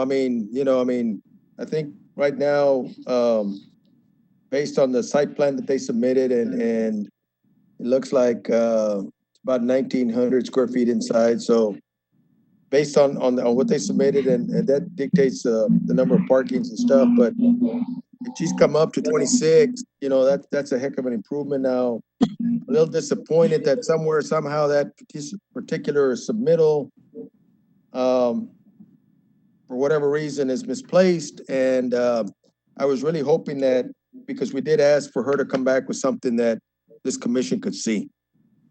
Nevertheless, Mr. this is a Chairman. public hearing, and I will ask if there's anybody else on the line who would like to speak for or against. Commission, I have Ms. Barrera on the line, as well as with her, there was 4 other phone calls prior to her, all that do not support. All right, well, we'll listen to the one, Ms. Barrera. Okay, Ms. Barrera? Yes. Okay, go ahead. ¿Ya puedo hablar? Sí. Ok. Mi nombre es Raquel Barrera y yo he vivido en 4827 Patio Lane for almost 36 years. Okay. And I'm here to object to the sale of alcohol on this place of business. We reside in a quiet residential area, yet when these businesses serve alcohol, chaos ensues. We had the worst experience ever when this location was called Cayo de Hacha. They never abided by the ordinance of their restrictions. Okay. Perdón, Okay. sigo hablando, ¿verdad? Okay, so you're objecting. All right, ma'am. So noted by the commission. All right, thank you very much. Thank you. I All want to right, make a comment, Mr. Chairman. let me just ask you, go ahead. I'm sorry, go ahead with your comment. Yes, real quick. I've seen that those business people have been renovating the building, and I made a little insight into what they're gonna have, and pretty much what they're gonna have is what you would see at Danny's restaurant. I don't really care too much about knowing about their business, but I know that Raul made a real good comment. We cannot hold anybody from trying to make a living, even now that they have put so much money in there. So we need to know and allow the restaurant to open. I think that location has always been a restaurant and service for the community, and it is surrounded by businesses. The only people that live is in the back, and I think that doesn't allow for us to withhold an approval on this particular item. All right. I'm ready to make a motion to approve this item. We have a Let's motion, see you. we have a second. Commissioner, Ms. Barrera mentioned she didn't finish her 3 minutes. I think we understood that they were all against it. And I think the commission members pretty much all heard that. Is the commission wanting to listen to more testimony? I think we only should. Add something new than what she had already spoken about. Okay. Okay, Ms. Barrera. Mande. Otro minuto. Perdón. Sí, you can go ahead. The commission ¿Tiene algo diferente Okay, que okay. decirnos, Bueno, señora as I was Barrera? saying, these people, Cayo Hacha, they never abided by the ordinance of their restrictions of loud outdoor, live patio music. And it took multiple attendants from us to speak up at the City Hall Council Chambers podium, calls to the Laredo Police Department, and multiple citations in order for them to be in compliance. This was unacceptable. We know this new business has new owners, but this is no guarantee it will not escalate once again. Promises of compliances are made now, yet they are violated later. Again, we object when alcohol consumption is involved. Havoc begins, and we will not allow for our peaceful life in our own home be disrupted once again. Like I said, it was chaos. It was a torture, nightly torture with very loud music. We humbly ask to place yourselves in our position. And then the tip of the iceberg was on March the 8th. It was on a Friday. I'll never forget that day. It was like around 11:45 at night. My windows at my home were vibrating because of that sound, awful sound. I mean, please consider us. I mean, we don't want to be again as we were before, not able to sleep in our own home. Yes, ma'am. Thank you very much. Into consideration. Thank you. Yes, ma'am. Thank you. All right, gentlemen, we have heard testimony from both sides. What are the wishes of the commission? I'll make a motion to approve the conditional use permit, Mr. Chairman, with the conditions outlined by staff. Okay, we have Second the motion. and a second. All those in favor signify by saying aye. Aye. Aye. Aye. Mr. Chairman, one quick comment, not to be redundant, Just a but minute, just a minute. Let me finish taking the vote. Anybody against? Nay. We have one against? Yes. Who was All that? right. Can you say your One name? against. Johnny Narvaez. All right, so we have one against, and everybody else for the motion carries. All right, your comment, sir. just merely that they also have published an 11 p.m. closing time. And that's not our purview. However, we can lift this up to with code enforcement or LPD or whoever should be patrolling this, because that's critical to our approval of these 3 restaurants. It's that they're closing at either 10 or 11 and they're not bars. They're really restaurants that serve alcohol. Very good comment. Thank you. Okay. The next item that we have is item 6J. This is amending the zoning ordinance of the City of Laredo by authorizing a conditional use permit for an amusement services, outdoors, party place, lots 3 and 4, block 807 Eastern Division, located at 306 and 316 South Meadow Avenue. The site is currently vacant. Okay. There was 40 letters sent out. There was 0 in favor, 5 in opposition, and the staff does not support the CUP. Mr. Chairman, we have Sorry. an update. Yes. We received 7 letters against, 0 in favor. All right. Thank you. All right. Kirby? Yes, sir. Here's the general location, Long Meadow Avenue. Here's a zoom in. The property, it's currently undeveloped, but it does have some storage on the property. And here's another view of it. Here's the layout that was submitted by the applicant of what they want to do. And it's basically an event space to host parties and private events. The plan as submitted by the applicant for hours of operation. Note that they want to operate until 12 midnight, Monday through Friday and Saturday and Sunday as well. Says 12 p.m., Kirby. Well, can you clarify, Ale, that, I mean, it doesn't make sense that it go 9 a.m. or 5 p.m. to 12 p.m. That's correct. We brought it to their attention and they didn't change their letter. Okay, we'll want to get clarification, but I'm assuming that is 12 midnight, but we need to get clarification from the applicant, which they'll be on the line later for you to ask that question. That's correct. But these aren't the conditions we are submitting. These are what the applicant is suggesting they want to do. So just making you aware of that. I mean, I would assume, well, anyway, you can ask them. And they're only providing 15 parking spaces. So this is the current zoning of the area. It is B1. And this is the future land use. The future land use suggests that this area will be neighborhood mixed use. Now, here, staff does not support, and the reason we don't support it for this use, for a event space like this, you would need a conditional use permit in this zone, a special use permit. Now, still there are requirements though on parking, and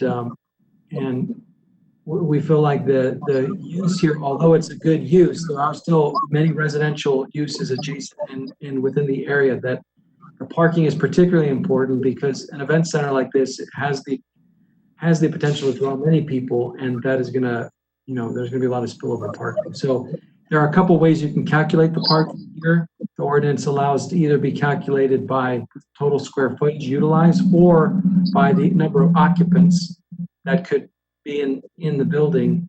And so it's either 94 if you were to go for the higher, or it's 40 if you were to go by lower. So 40 is the lower option of how much parking they should provide, and they're only providing 15. So they're lacking 25 spaces. So here's the proposed motion, and if you have any questions, staff, we're happy to answer. Any questions from the commissioners? I have a comment, Yes. Mr. Chairman. Actually, what they're building is an assembly event hall, and for 15 parkings, I mean, we're going to create a jeopardy for the community. It's going to be pretty dangerous because most of the parkings are going to be done on the street. And Mero, it's a very transitated street. So I think it's a real bad idea to allow this to go on or to approve it. All right. Now, let me ask. That's your comment. Thank you. Do we have anybody on the line? Mr. Chairman, we have Mrs. Marianne Theo on the line. She is the applicant. Ms. Theo, you can please address the commission. Say that again, please. You are live, Ms. Theo. If you could please address the commission. Yes, good evening. This is Marianne Tello, and I'm the applicant applying for this CUP. I know that you all were discussing the details. I just couldn't hear the conversation very well. Well, I think the issue there was that your parking is minimal compared to the minimal requirement from the city's parking was 40, if I'm not mistaken there, Kirby. And you only have 15, so that's an issue. How many parking spaces are required? 40. I'm sorry, can you say that again? Ralph, can you? Yes, that would be 40, ma'am. 40. 40. And this is in consideration of the total square footage of everything, or how does you apply the ratio as far as parking space? Rafa, if you could explain, it would be 94 if we use the square footage, but we're using a lower requirement by the occupancy, the calculated occupancy, which only needs 40. So we're going with the lesser option on that. Ms. Theo, at this time, we're going with the lesser option. Based on the square footage of 2,828 square feet, you would actually need 94 spaces. Because they're being calculated based on occupancy plus the seats, it's a minimum of 40. Staff is going lower, but regardless, you only have the 15. I only have the 15. And you're required, you said 40, right? Yes, ma'am. Okay. Is there like a stipulation or policy where you can find a parking space nearby those two lots, like around the corner or across the street? Yes, if you have a parking agreement in place, then you can be able to present that, and that can qualify as the required part of the required parking.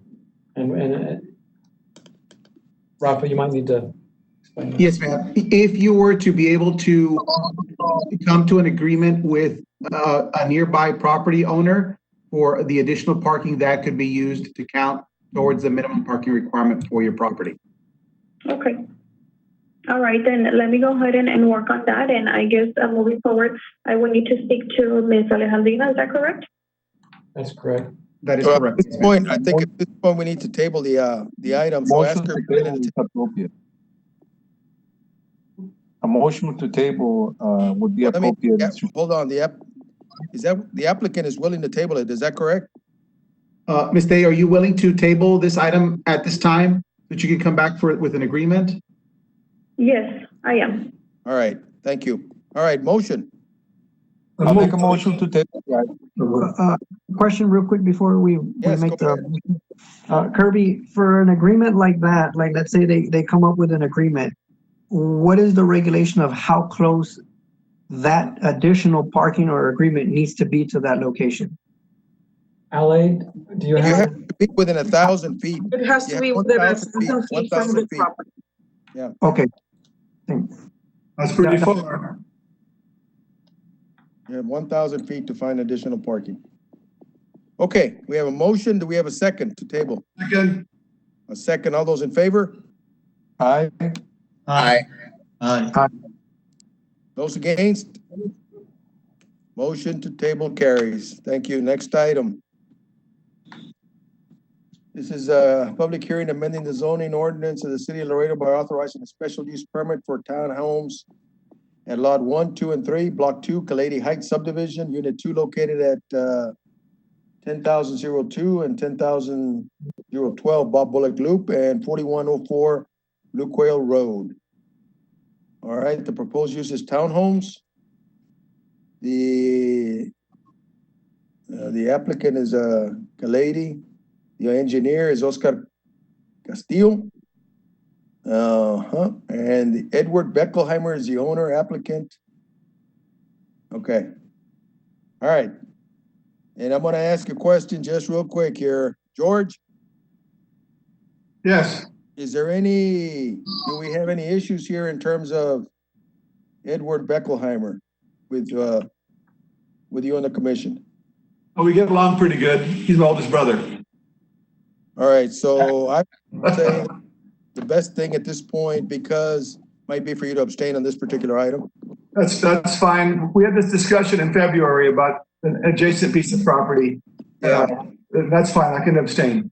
Okay, very good. Thank Just you. to clarify, and this may be good for all commissioners to remember, if you have a financial interest, you're required to abstain. If you don't, you're not required. So being a relative does not prohibit you, but if you still can choose to if you don't want to. So George, then if you don't have any financial interest, then you're free and clear to have discussion on this. That's fine. I have no interest in it anyway at all. And my brother wouldn't impose any influence on me either. Okay, great. Then that's good. All right, Kirby, go ahead and make your presentation. okay, yes, here is the general location on the east side of Laredo. Here is a zoom in aerial showing the vacant property as it currently is off Bob Bullock and Blue Quail Road. Here is the proposed development that they provided showing 79 townhouses on 6 acres. I want to make a note, and we'll come back to it, that we have Dan McGee, our traffic engineer, here and he can speak to some of the issues with the traffic circulation as it's drawn up. Here's a outline or a diagram showing the typical building unit and how it will be laid out. The current zoning right now is divided between B3 and B4. And the future land use for this area recommends neighborhood mixed use.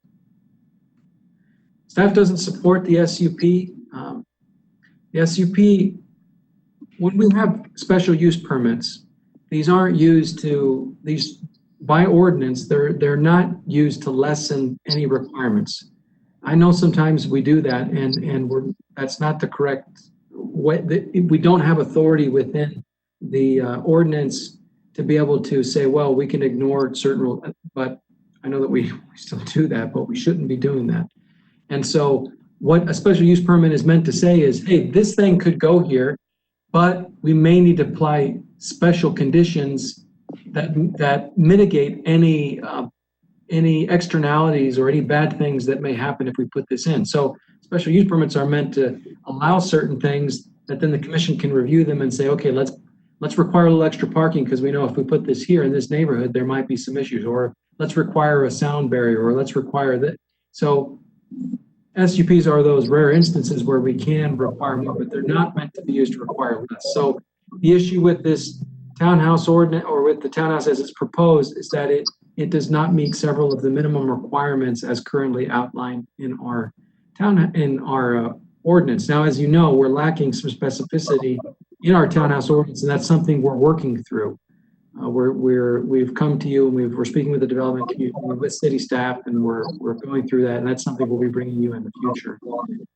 You can still build townhouses now, but there are minimum restrictions on lot widths and how it has to be designed in this proposal. This, as they submitted it, doesn't meet those guidelines.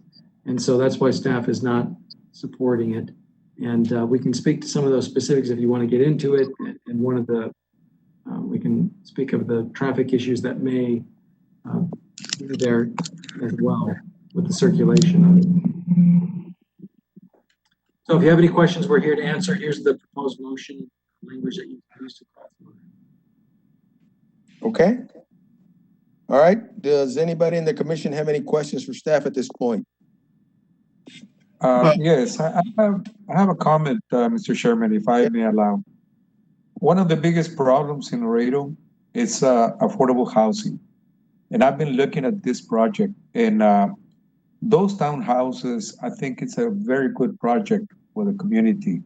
Now that we're going through this very serious event, I think those the housing would be very appropriate depending on the price that they're going to market it, which is not of my interest. But I truly believe that that this is something that is doable. They have presented it very nicely. The square footage is fabulous, and it has a garage, and it has the entrance, and it has the movement that is appropriate for this type of project. I personally think that it's a good project. That is my comment. Thank you. Anybody else from the commission have any questions for staff? All right. Do we have anybody willing to speak for or against this item on the phone? Mr. Chairman, this is Rafael Vidalri. I do have Mr. Oscar Castillo of PEWA Consulting on the line. All right. Go ahead, Oscar. You're live. Sure. Good evening, Chairman, Commissioners, staff. We are on support of this item. Just to give you a little background, this was tabled in February, and really before that, we met with all the departments and we addressed all the comments, with the exception of the 24 feet. These are at least 22. That's the smallest lot. Just looking at the layout, it's similar, but it's not the latest one, the one presented there. I think it is on the presentation. It's just not the one that was put on the public access, at least not yet. I think we're a little delayed. I'm here to answer any questions, and we don't concur with comment number 15, which talks about the property line be less than 24, the lot width. Okay. We're here to answer it, Mr. Chairman. All right. Does anybody have any questions for Mr. I have some questions, yes. Yes, go ahead. I just can't really see it. It's not very clear on the presentation, but what is the square footage of each unit? The livable square footage. Hello, it varies, but it is around 2,400 square feet. And what is the square footage of the lot? It is the minimum is 110 by 22. So yeah, it is around 2,400. The square footage of the lot. I'm sorry, can you repeat that again? The square footage of the lot? It is they're around 2,400 square feet. So 2,400 square feet for the lot and 2,400 square feet for the livable square feet. So there's no backyard. There is a 20-foot front and back setback and rear setback. So the rear setback is usually at least what you would have for a backyard. So you have at least 20 feet depth by at least 22 width. Okay, so maybe I'm missing something. Hold on, 2,400 square feet for the lot. It's multiple story. Okay, 2-story. I see. If I may, based on the zoom in, it looks like the living area is 1,735 square feet approximately. That's right. The first floor is 713 square feet. And the top is 1,022. Okay, okay. These are 3-bedroom units, and I'm looking at the 3-bedroom model. I'm assuming that there might be different ones. 3 bedrooms, 1 loft, 2.5 bathroom, and 2 garage. Okay, I see it now. Okay? Okay, that was it. Any other questions for the engineer? Okay, if there are no further questions for the engineer, thank you, Mr. Castillo. Sí, dueñas, quiero ver los espacios para comunes, para hacer parking para visitantes o para gente de servicios, mudanzas, gente que va a hacer reparaciones. ¿Qué espacios tendríamos para la gente que dé servicios de afuera? Hay un lote que va a proporcionar estacionamientos adicionales y va a haber un área común que se está planeando una alberca que sería solo para la gente de la comunidad. So yeah, there is a lot on the southwest corner, and that's going to be like for the amenity. We're planning a swimming pool and a grill and just picnic table. And it'll be just for the community, or for that community. Oscar, is that lot 13? That's lot 13, yes. Okay.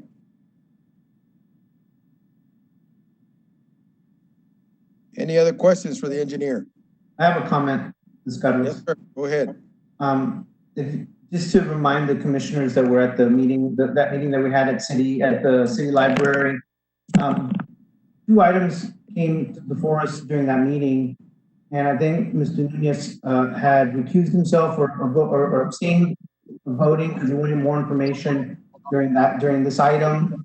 But then later, another item came up that had a similar situation, and I recall that he voted for it.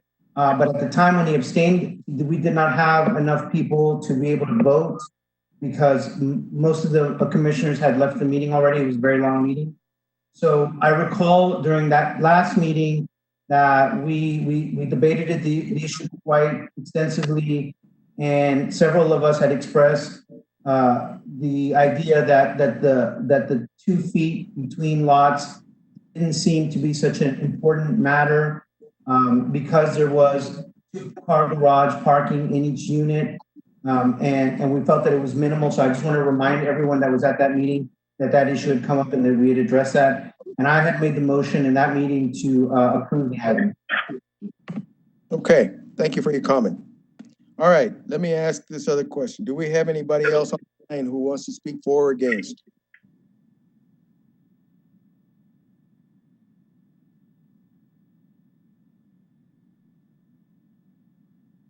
Hello? Kirby, do we have anybody else on the line who wants to speak for or against? It would appear, no. Nobody else. Okay. Then what are the wishes of the commission? I'll make a motion to go against staff recommendation and approve the item. Okay, we have a motion. Do we have a second? Second. Second? Yes. Yes, I do second. All right. We have a motion and we have a second. All those in favor? Aye. Hold on. Aye. Okay, let me tell them. All right, so all those in favor, say aye. Aye. Aye. All right, all those against? I'll abstain, Mr. Chairman. You're abstaining. All right. All right. All right, the motion carries. Mr. Chairman, Yes. this is Rafael. Just for clarification, I do have Oscar Castillo on the line, and he was asking with regards to that one staff item number 15 on the lot width. Well, obviously, if we approve it and going against staff recommendation. Yes, sir. And his design shows 22 feet. We're gonna go with his design. So that comment is item 15 should be stricken. Very this. good, sir. Can I restate my motion? Yes, go ahead and restate your motion. For the record, I want a motion to go against staff recommendation and strike out comment Number 15. 15 from the item. All right, I'll second that motion, that correction. all right, then all those in favor? Aye. Aye. Aye. Aye. Okay, and those against? Well, then the motion carries. Thank you. Next item that we have, item 7A, amending Chapter 24 of the City of Laredo Land Development Code Appendix D, titled Permit Fees for the Proper Installation of Solar Panels as allowed by International Residential Code and International Electric Code for the electrical efficiency by generating electricity using sunlight, which can be used in structures, establishing solar panel permit fees, and providing for publication and effective date. Kirby.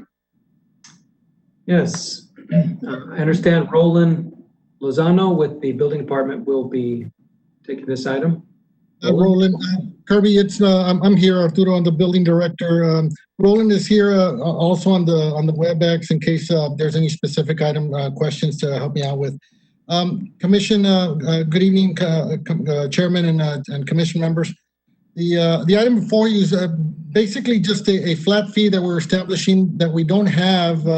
We've had a predominance of solar panel installations throughout the city, and we don't have anything stated on our ordinance to be able to basically charge for a plan review fee and permit for the installation of solar panels. It's a flat fee for residential and commercial that would be established by this fee. It does have a combined electrical permit requirement, which we've issued a building bulletin. It should have been included in your packet. Basically giving guidance to all the contractors out there, which are mainly, from what staff and I have looked at, are about 95% from out of town.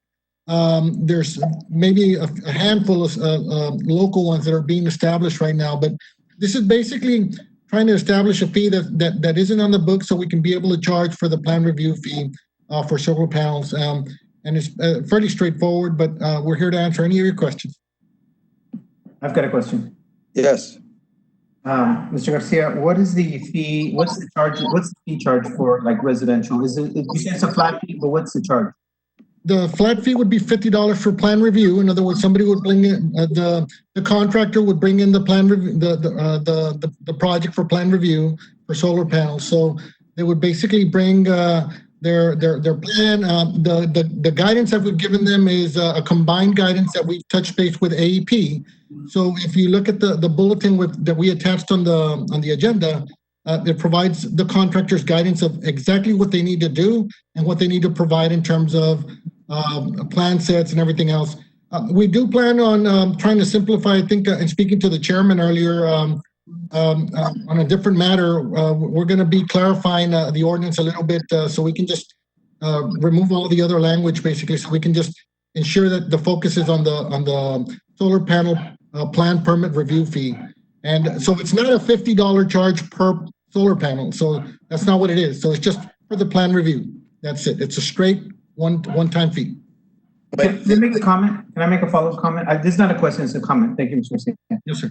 I don't have a problem with the fee being applied to commercial, but I think that if we want to incentivize residential, charging them a fee, I mean, I know it's just a $50 fee and I understand that, but, if we want to incentivize neighborhoods and people to make their homes more sustainable, I think that we should not charge the fee to residential, in my view. That's noted, sir. From our side of the house, from the staff side, I got to account for hours and billing and use of time. So what the permit does, it accounts for the staff time used to review the plan review. So it's basically for providing a good plan review and making sure that the contractor's meeting all the requirements that are needed to be met, obviously by us from a safety standpoint and also to meet AEP's requirements. Dueñas, Mr. García, yo estoy de acuerdo que se cobre algo, pero no estoy de acuerdo en que se cobre lo mismo comercial que para las casas habitación. Sí creo que debería haber una diferencia. Gracias. And can I answer that, Mr. Chairman? Yes, go ahead. And Mr. Who was that? I'm sorry. Dueñas. Ahorita lo que estábamos haciendo, típicamente estábamos pensando lo que va a pasar como quiera, al comercial se le va a cobrar sobre el trabajo que se va a hacer como quiera, porque hay como dos costos. Uno es la revisión de los planes, que va a ser algo plenamente simple, nomás, nos van a dar lo que estamos pidiendo, los requisitos que necesitamos, y luego la segunda parte es cuando venga el electricista, esa va a ser la parte comercial. En otras palabras, se le va a cobrar todo lo que se necesita cobrarle a alguien comercial, a alguien diferente de residencial. Hay dos cobros que se tienen que hacer, dos permisos que se necesitan. Uno es para la revisión y el proyecto, y el otro es para electricidad. Electricista, perdón.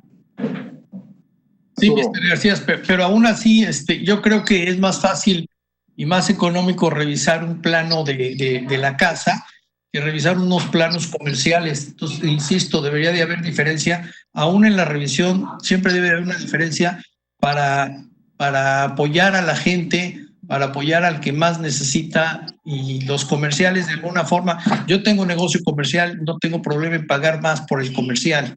Sí, insisto en que debe de haber diferencia en todo, en todos los renglones, en todos los sectores, entre comercial y habitacional. Gracias, Mr. García. Yes, sir. Arturo. Yes, sir. Maybe taking his comment into consideration, maybe you can say $50 for residential and $100 for commercial. That's what I was going to think right now. If the commission would like to recommend that we're all ears right now. This is basically a fee that we checked several other cities and communities.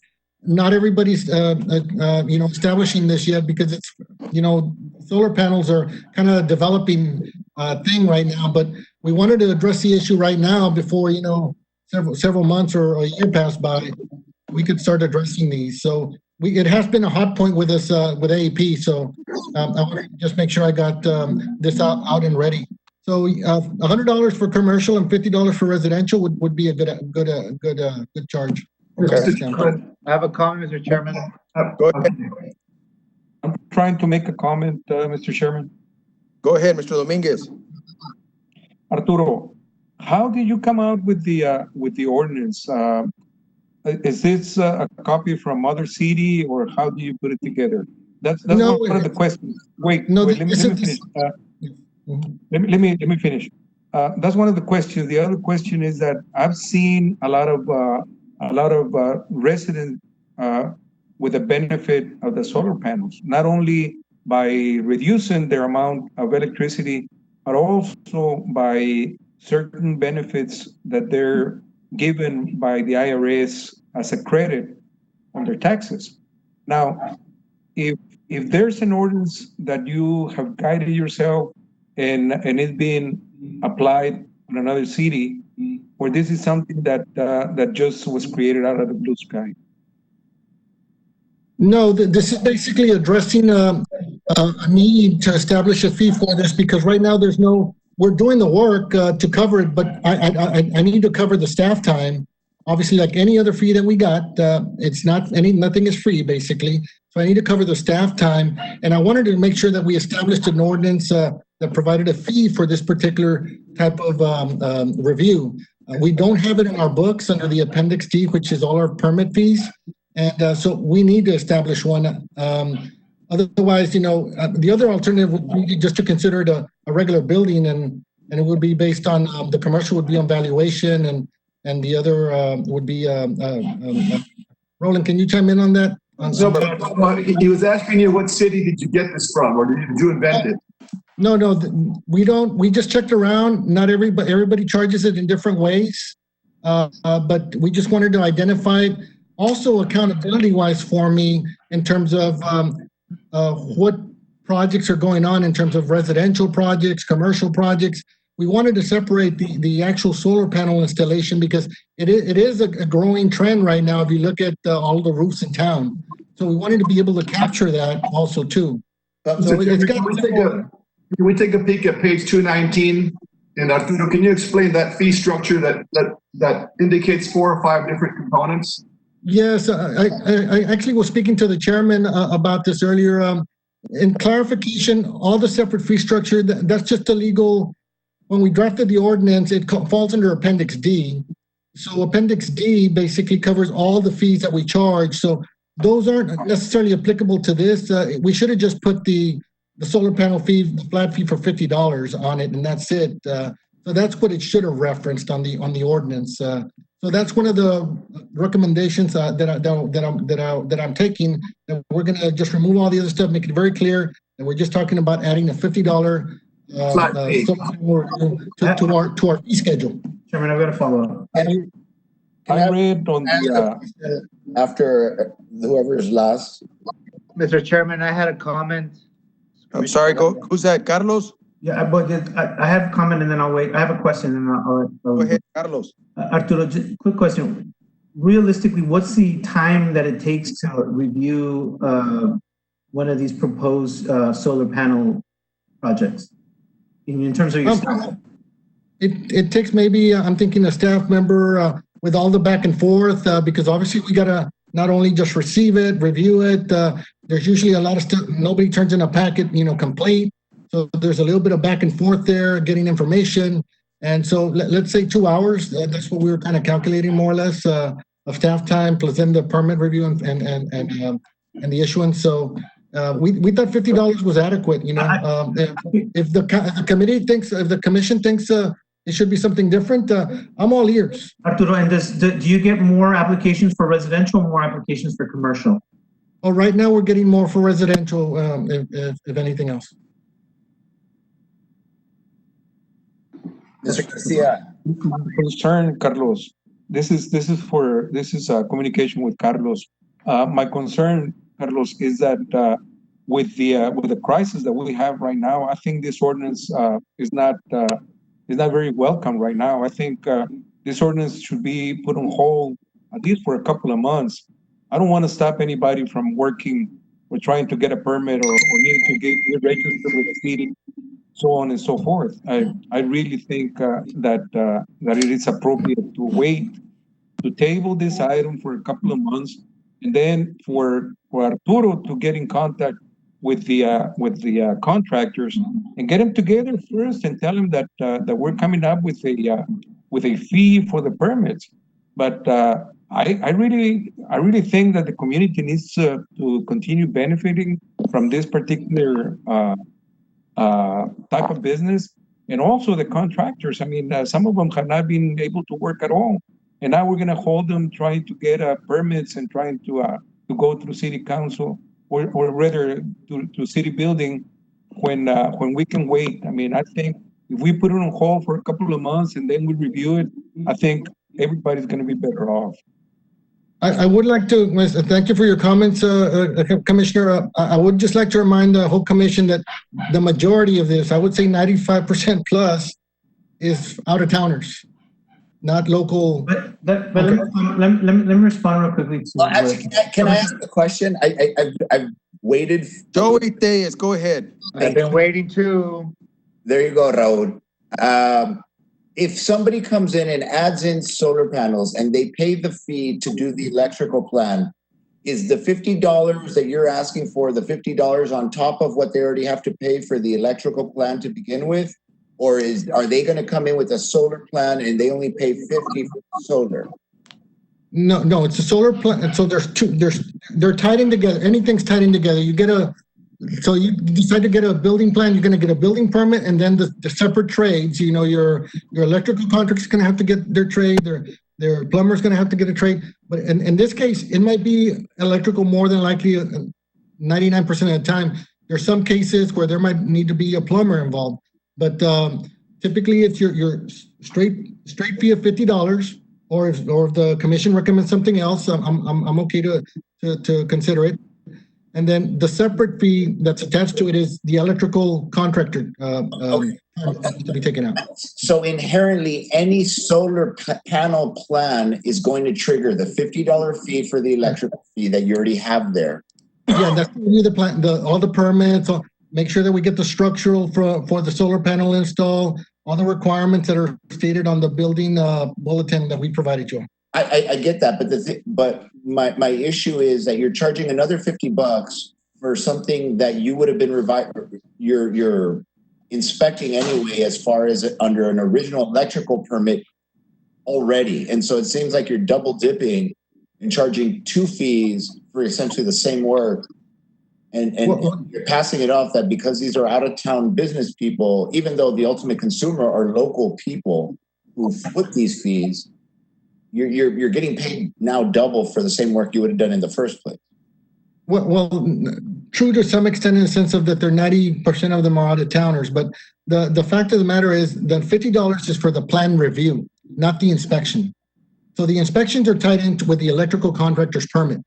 So the plan review fee is one item in itself to review all the documentations that are being provided. So that's one separate staff time. And then the secondary inspection is basically the inspection by the electrical inspector that has to go out there and do his initial, his follow-up and final. So, and we spend a lot of time on those inspections because the contractors aren't always familiar with it and our inspectors are very thorough.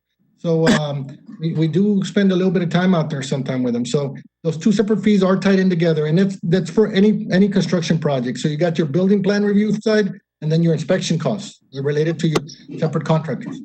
Also, if I may, this is Roland with building. I'm sorry to chime in, but we met with AP, and there was a lot of concerns on how they were connecting these electrical, the solar panel fees, the inverters, all that, converting it from the photostatic to electricity, and then connecting it back into the houses.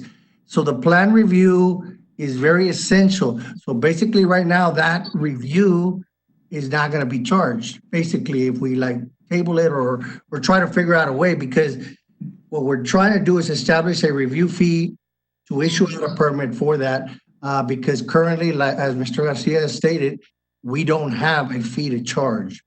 So they come in, they're basically just paying an electrical permit. And so Can I make a comment now, Mr. Chairman? Go ahead, Raul Ugalde.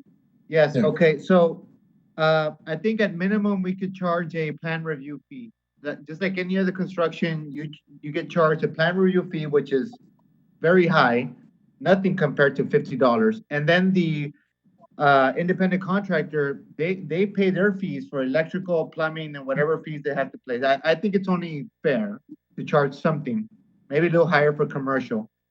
If you're worried about the consumer, it's these companies coming in that are taking advantage of the consumer, not any other fees that we're imposing, because I personally have seen one of these loan terms, because the consumer is getting a loan on these things for $40 worth of equipment throughout the life of the loan. With interest, they're going to be paying almost $80,000 for this. But the consumer doesn't care because they only want a lower monthly payment. So we're barking up the wrong tree. We're concerned about the consumer. We should be concerned about the terms on those agreements. And that's a different issue. So the city making just enough to cover their plan review fee, where me as a contractor, I'd come in and pay my plan review fee to submit plans to build a new construction. I think it's only fair, and I think we shouldn't oppose it. I mean, I don't see what the discussion is for. I mean, it's only fair the city has some kind of fee imposed onto these contractors coming in and installing solar panels. Let me go ahead and chime in a little bit. What he's talking about is review fee. Now, the review fee here is an important issue because one of the things they have to calculate is the structural engineer's report. You have to calculate wind loads. You have to calculate the stress on that roof structure, whether it can take it or not, based on the number of panels they're going to put up there. So there is, a number of things that have to be reviewed. And what he's asking for is a minimum, fee for that review. You're right. There's two separate fees here. The other one is a fee that'll be paid by the electrician, a master electrician who has to be part of this thing. And of course, he has to pay another $50 plus any circuits or anything else, but there's two. But this $50 fee is a very critical one because, like I said, they got to make sure that the loads that are going on that roof and the way it's going to sit on that roof does not bring any harm to any of the surrounding houses. It's an important issue. Mr. Chairman, can I add for this fee to be waived on NEZ? I think the NEZ's already, it's an automatic. It's an automatic in the NEZ, okay? NEZ waives those fees anyway. I don't think I think we need to put into the, I don't know if it does. It does. It waives all building fees, okay? It's all building fees. The chairman's correct. It waives them. I think what we can do, is this, Arturo, maybe Yes, sir. what we do with this ordinance right now is, why don't we table it, for the next meeting and do this? Come up with a commercial fee, a residential fee, reword the ordinance to where you eliminate the portions that, I think Okay. you have it very well defined in that building, memo that you put out to contractors. Take a portion of that particular section that outlines what the fee is for, Okay. what you need to do, like how you're gonna submit plans, whether it's paper or electronic. Define all those things and bring it back to us at the next meeting. And I think the commission can, have a better idea as to what is it that we're gonna do here. All right, that would be, we're amenable to that. And that's, we wanted to have that discussion with you all to get your input. So we're very glad to get this input and we'll do the necessary things and we'll see you guys at the next meeting. Mr. Chairman, I move to table 7A. We have a motion, do we have a second? Second? Second. All those in favor of the table? Aye. Aye. All those against? The motion carries. Thank you. Thank you for your time, gentlemen. Thank you. All right, next item. Kirby, my internet just went out here. Can you go ahead and read the next item? Sure. The next item is item 8A. It's a reconsideration of master plan for the Lomas del Sur subdivision master plan, and Rafa is going to be taking us through the presentation. Okay. Thank you very much, Kirby, Mr. Chairman. For this item, the applicant is ALS Holdings LLC. The engineer, Sherfy Engineering Company, 208.75 acres located west of Cuatro Vientos Road and south of Wormser Road. The zoning is B1, R1A, R1B, and B3, and the proposed use is residential and commercial. Next. This is the overview of more or less where it is. Next. This is an aerial of the general area. Next. Street view. Next. This is the master plan itself as being submitted. Next. And these are the comments. From planning, submit master plan revision to the Cedar Laredo Building GIS department. Number 2, coordinate with Parks and Leisure. Rafa, you don't have to review each of them, just any that you think are, particular to this. Yeah. Absolutely. Well said, Kirby. Next. Water and utilities. Water and utilities and traffic safety. These are the items of concern. One of them is Lomas del Sur should be struck as a 5-lane section. Number 2, the easternmost entrance to the proposed phase 18 will include a raised median. And number 3, the entrance to Guaymas into phase 21 will have the same right-of-way width as Guaymas to the north. I don't know if Dan McGee is available also to chime in on any of these questions with regards to traffic safety. I'm here if needed. And the next slide is the proposed motion for you. And I do believe the engineer of record might be on the line. Okay. Mr. Chairman, is the petitioner agree with all of the staff comments? Well, that's what I was gonna ask the engineer of record who's on the line. Mr. Chairman, members of the commission, I have Frank Estrada from Sherfy Engineering on the phone. All right, put him on, please. Good evening, Mr. Chairman. This is Frank Estrada with Sherfy Engineering, and we concur with staff comments. We've had plenty of meetings over this, and we're okay with the comments. We've met with Mr. Dan McGee as well, and with Rafael, so we're okay. Okay, so there. Mr. Chairman, I move that we approve item 8A. We have a motion. Do we have a second? All right, Frank, All right, thank you, sir. I'll call you in a bit. Okay, bye. Yes, sir. All right, bye. Do we have a second on the motion, Commissioner Bickham? Second. I'll second the amendment. Second? All those in favor? Aye. All those against? Motion carries. Next item, Kirby. The next item is item 8B. It's a reconsider of master plan for the Shiloh Highland subdivision master plan. Can I just remind everybody, if you're not currently speaking, if you can mute, just to keep it's just a reminder for everybody, just to keep the audio low. Thank you. Rafa? Absolutely. The applicant, Norwell Properties Limited. The engineer is Terra South Engineering, 24.91 acres north of International Boulevard. The zoning is R1A and B3, and the proposed use is residential commercial. Next. General area. Next. Aerial. Next. Street view. Next. Here's the proposed change. They're just increasing the size of phase 2. Comments? Planning, water utilities, and parks and leisure. And there's the proposed motion. All right, does anybody have any questions from the commission? One quick question, Mr. Chairman. Yes. Everything having to do with runoff, that should already be commented in here, as well as anything having to do with traffic. Is that correct? It should be. Yes. Okay, great. Okay. Is the engineer of record in agreement with the comments? Mr. Chairman, members of the commission, I have Gilbert Gonzalez on the phone. All right. Good evening, Mr. Chairman and members of the commission. This is Gilberto Gonzalez from Terra South Engineering. We did read the comments and we agree to accept comments. Very good, thank you. Does anybody have any questions for Mr. Gonzalez from the commission? Mr. Chairman, I move to approve item 8B. You have a motion, do we have a second? Second. And a second, all those in favor? Aye. Aye. Anybody against? Motion carries. Next item.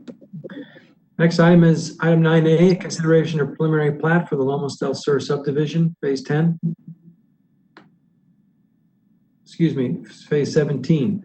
Rafa, do you want to take this? Absolutely.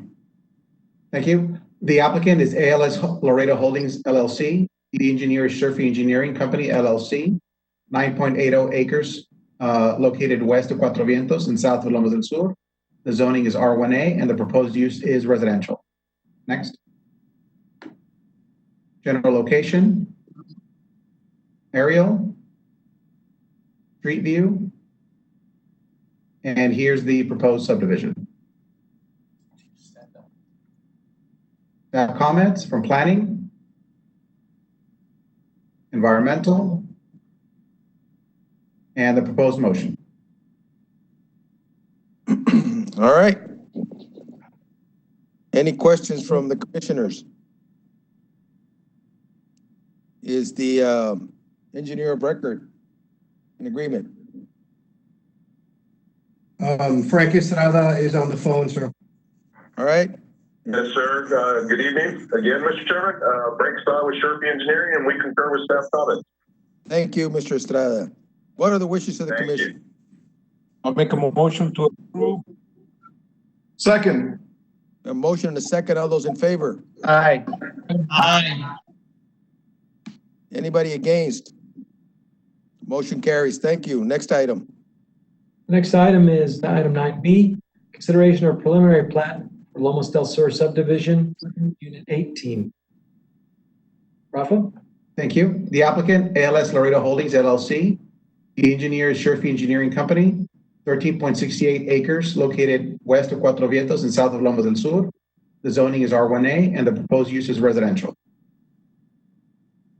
General location. Aerial. Street view. Proposed subdivision. And planning, just a note on item number 2, the zone change will be required. That was already one of the items that was approved previously in the agenda. All right. Next, environmental and from traffic safety. And the proposed motion. Okay, very good. Any questions from the commission? If not, do we have the engineer of record on the phone? Yes, we do, Mr. Chairman. Frank, go ahead. Mr. Chairman, Frank Estrada, Sherfy Engineering, and we concur with all these comments as well. Thank you, Frank. All right, what are the wishes of the commission? I'll make a motion to approve. Motion and a second. All those in favor? Aye. Those Aye. against? Aye. All right. Anybody against? Motion carries. Next item. The next item is item 9C, consideration of preliminary plat for the Phoenix Village subdivision, Phase 7. Rafa? Applicant, GAG of Laredo Investments 2, engineer of record, Sherfy Engineering, 8.83 acres located east of Balboa Loop and north of State Highway 39. The zoning is R1MH, proposed use residential. Next. General location. Aerial photo. Next. Street view. Next. Proposed subdivision. Comments from staff from planning, engineering, fire, water utilities, and parks. And the proposed motion. All right. I do have one question before we go any further. Yes, sir. The utilities department is saying there's no LEUs for the sewer. So what are they gonna do? Maybe I'd ask the engineer of record. Mr. Chairman, Frank, did you hear that, Frank? Yes, yes, sir, I did. Mr. Chairman, Frank Estrada with Sherfy Engineering, and just so you know, we are aware of the comments coming from utility, and we have been in communication with staff, and that is something that we are working to iron out, and we are in agreement with all the comments. Frank, let me ask you this. Given the fact that they made this comment that there's no LEUs available, are you going to be allowed to tap into that line, or what is it that they're proposing, or what are y'all thinking there?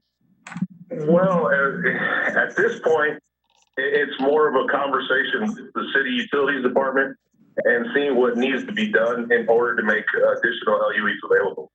And so right now we're kind of in communication with them, we still have to have some additional meetings with them. Of course, we're just in the process of beginning the design for this particular phase. So once we get to that point, we will address it with the utilities department and make sure that everything is done in accordance with what they want. Yeah, sure. Okay. Available. Okay. Thank you. Are you in agreement then with all the comments, right, Frank? Excuse me? You are in agreement with the comments that the staff has put on there? Yes, sir, we are. We do concur with all the comments. Okay, thank you. Does anybody have any questions for Mr. Estrada from the commission? It's me, Jorge Dominguez. Yes.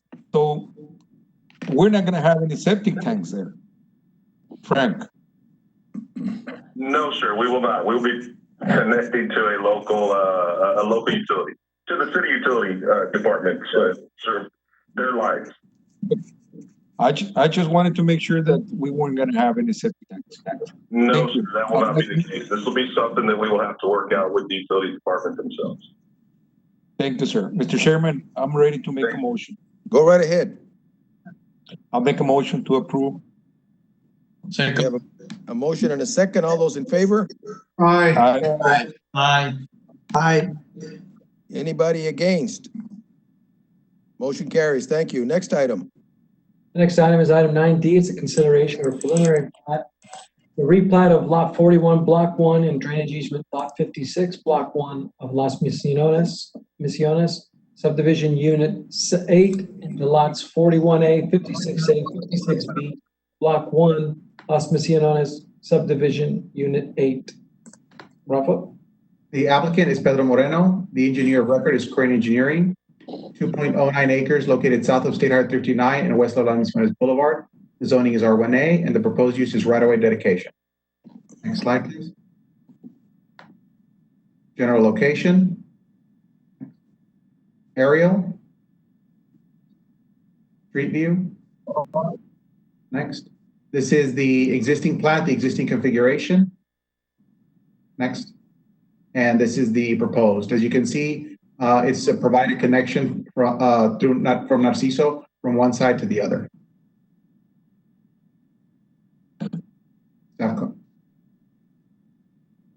Okay. Next slide. And staff comments from planning, water and utilities, parks and leisure, and the proposed motion.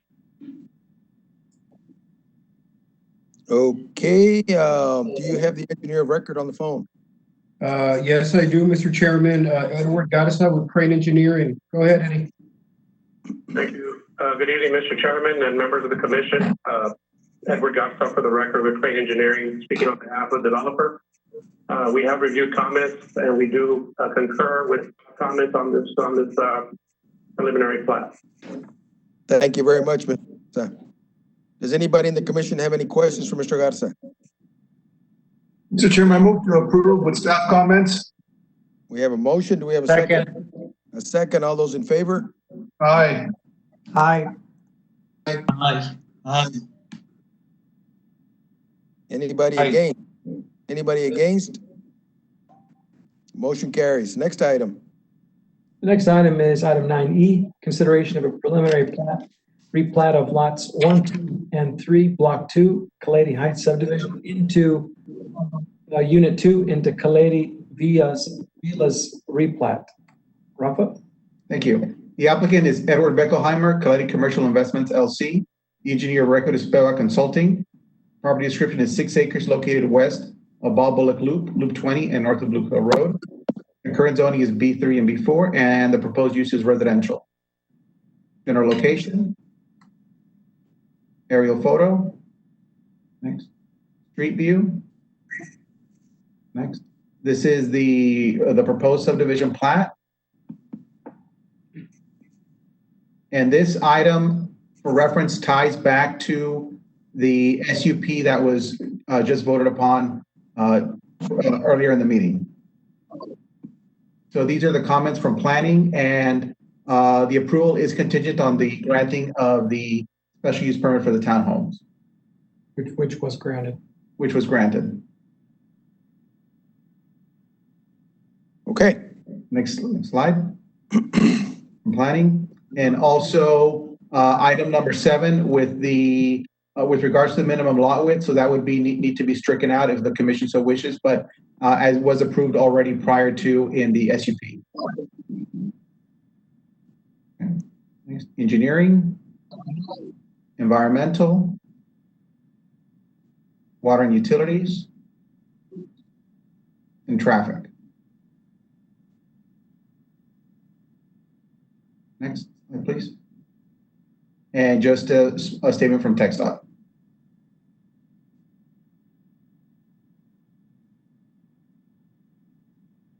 The proposed motion. Okay. The engineer of record on the phone. Yes, sir, he is. Oscar Castillo, sir. Oscar, go ahead. This is Oscar Castillo with Peva Consulting. Good evening, Chairman, Commissioners, and staff. We concur with the comments except for number 7, Mr. Vidari just stated. Very good. I have a question, Mr. Chairman. I have a question on that. Go right ahead. So, why do we need to strike the comment out if we can decide to do that when we go approve or not approve the SUP in the future? At this time, it's just there for reference, but should had on the SUP, should that item had stayed up above, it would have stayed here below as well. I just don't see the need to strike it out now. We could do it later, but that's my comment. Well, it's already been approved as when we did the zone change. That is correct. So, I mean, it's not. All right. It's just a matter of, I guess, semantics here to just get it out of where it doesn't need to be. Yeah. Okay. All right. What do I hear a motion? I'll make the motion to approve the item strike comment number 7. 7. All right. We have a second? Second. And a second. All those in favor? Aye. Aye. Aye. Aye. Anybody against? I'll abstain, Mr. Chairman. Yes. Abstaining. Okay. Very good. Next item. The next item is item 9F, consideration of preliminary plat, North Laredo Industrial Park Subdivision Phase 4. Alpha? Applicant North Laredo Industrial Park Limited. The engineer of record is Howland Engineering and Surveying. 78.21 acres west of I-35 and south of Ruthinger Parkway. The zoning is M1 and the proposed use is industrial. Next slide. General area. Like aerial. Next slide. Street view. Next slide. Proposed layout. And staff comments. For planning, engineering, fire, environmental, water and utilities, traffic safety, and proposed motion. All right, is the engineer of record on the line? Mr. Chairman, we have Ricardo Villarreal with Howland. Okay. Good evening, Mr. Chairman, Commission. Ricardo Villarreal here on behalf of the client. I'm assuming we're talking about North Laredo Industrial Park. That's correct. Correct.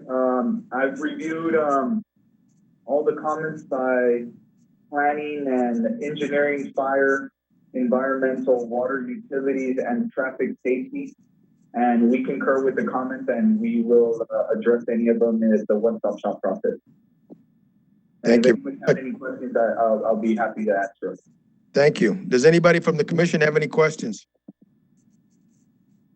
With no questions heard, what are the wishes of the commission? I'll make a motion to approve, subject to the following comments. Second. A motion and a second. All those in favor? Aye. Aye. Anybody against? Motion carries. Next item. Next item is item 10A, consideration of final plat for Lomas del Sur Park. I'm sorry. Let me stop you These are right all there. approval. Yeah, just take them all in one item. Go ahead and make a motion, somebody. I'll make a motion to hear items 10A through 11A. Is that correct, Kirby? Yes. Okay, At once. we have a motion. Do we have a second? Second. A second. All those in favor? Aye. Aye. Anybody against?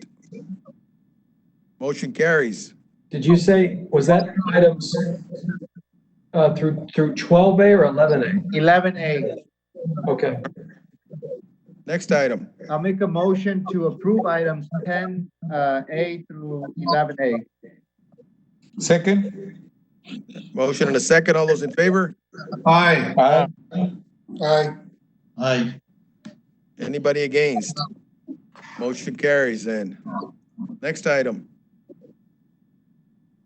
Next item is item 12A, Yes. consideration of model subdivision road plans for the plat of Lomas del Sur subdivision, Unit 8. Do we have a motion? Raul, did we pull this out for a reason? No, this was a separate item. Right, but did you want to pull it out for a reason? Well, at this point, we already voted before, so now we got 12 I items. I missed it. I may have missed it, sorry. Yeah, you missed it. So do we have a motion to approve? I'll move to approve 12A. We have a motion. Do we have a second? Second? And a second. All those in favor? Aye. Aye. Those against? Motion carries. All So right. items 12B through 12G are all model home rules. Then can we have a motion to approve 12B to 12G? So move. Have a motion. Do we have a second? Second. Second? All those in favor? Aye. Aye. Anybody opposed? Motion carries. I believe we have come to the end. No, director's comments. Joey Diaz, you're up. Yes, thank you. This was our first opportunity to have an electronic meeting. And I'd like to ask feedback on how it went. And if there's any, we don't have to give that right now, but please call me after this meeting. sometime this coming week. If you have feedback on how we could run this better, we did our best to try to include the public, to try to make sure the engineer or applicant was available to answer your questions and to move it along in a timely manner as well, being sensitive to your time. As always, thank you very much for volunteering your time. You do not get paid as planning commissioners. You volunteer for this position, and it very much makes a difference in the community, taking the time out of your schedule to hear and weigh in on these proposals before you. So thank you very much. Our next meeting will be in the first week of May. And at that meeting, we'll be doing it the same way. We anticipate that we'll probably be doing this for the next, I would say, a couple months. If something does change, we will let you know, but this is the new normal for the next several meetings, most likely. Very good, Kirby. Thank you very much. Motion to adjourn. Good job. Where is the Whataburger, Kirby? All right, guys. Second. Second on that. All in favor? Aye. Aye. God bless everybody.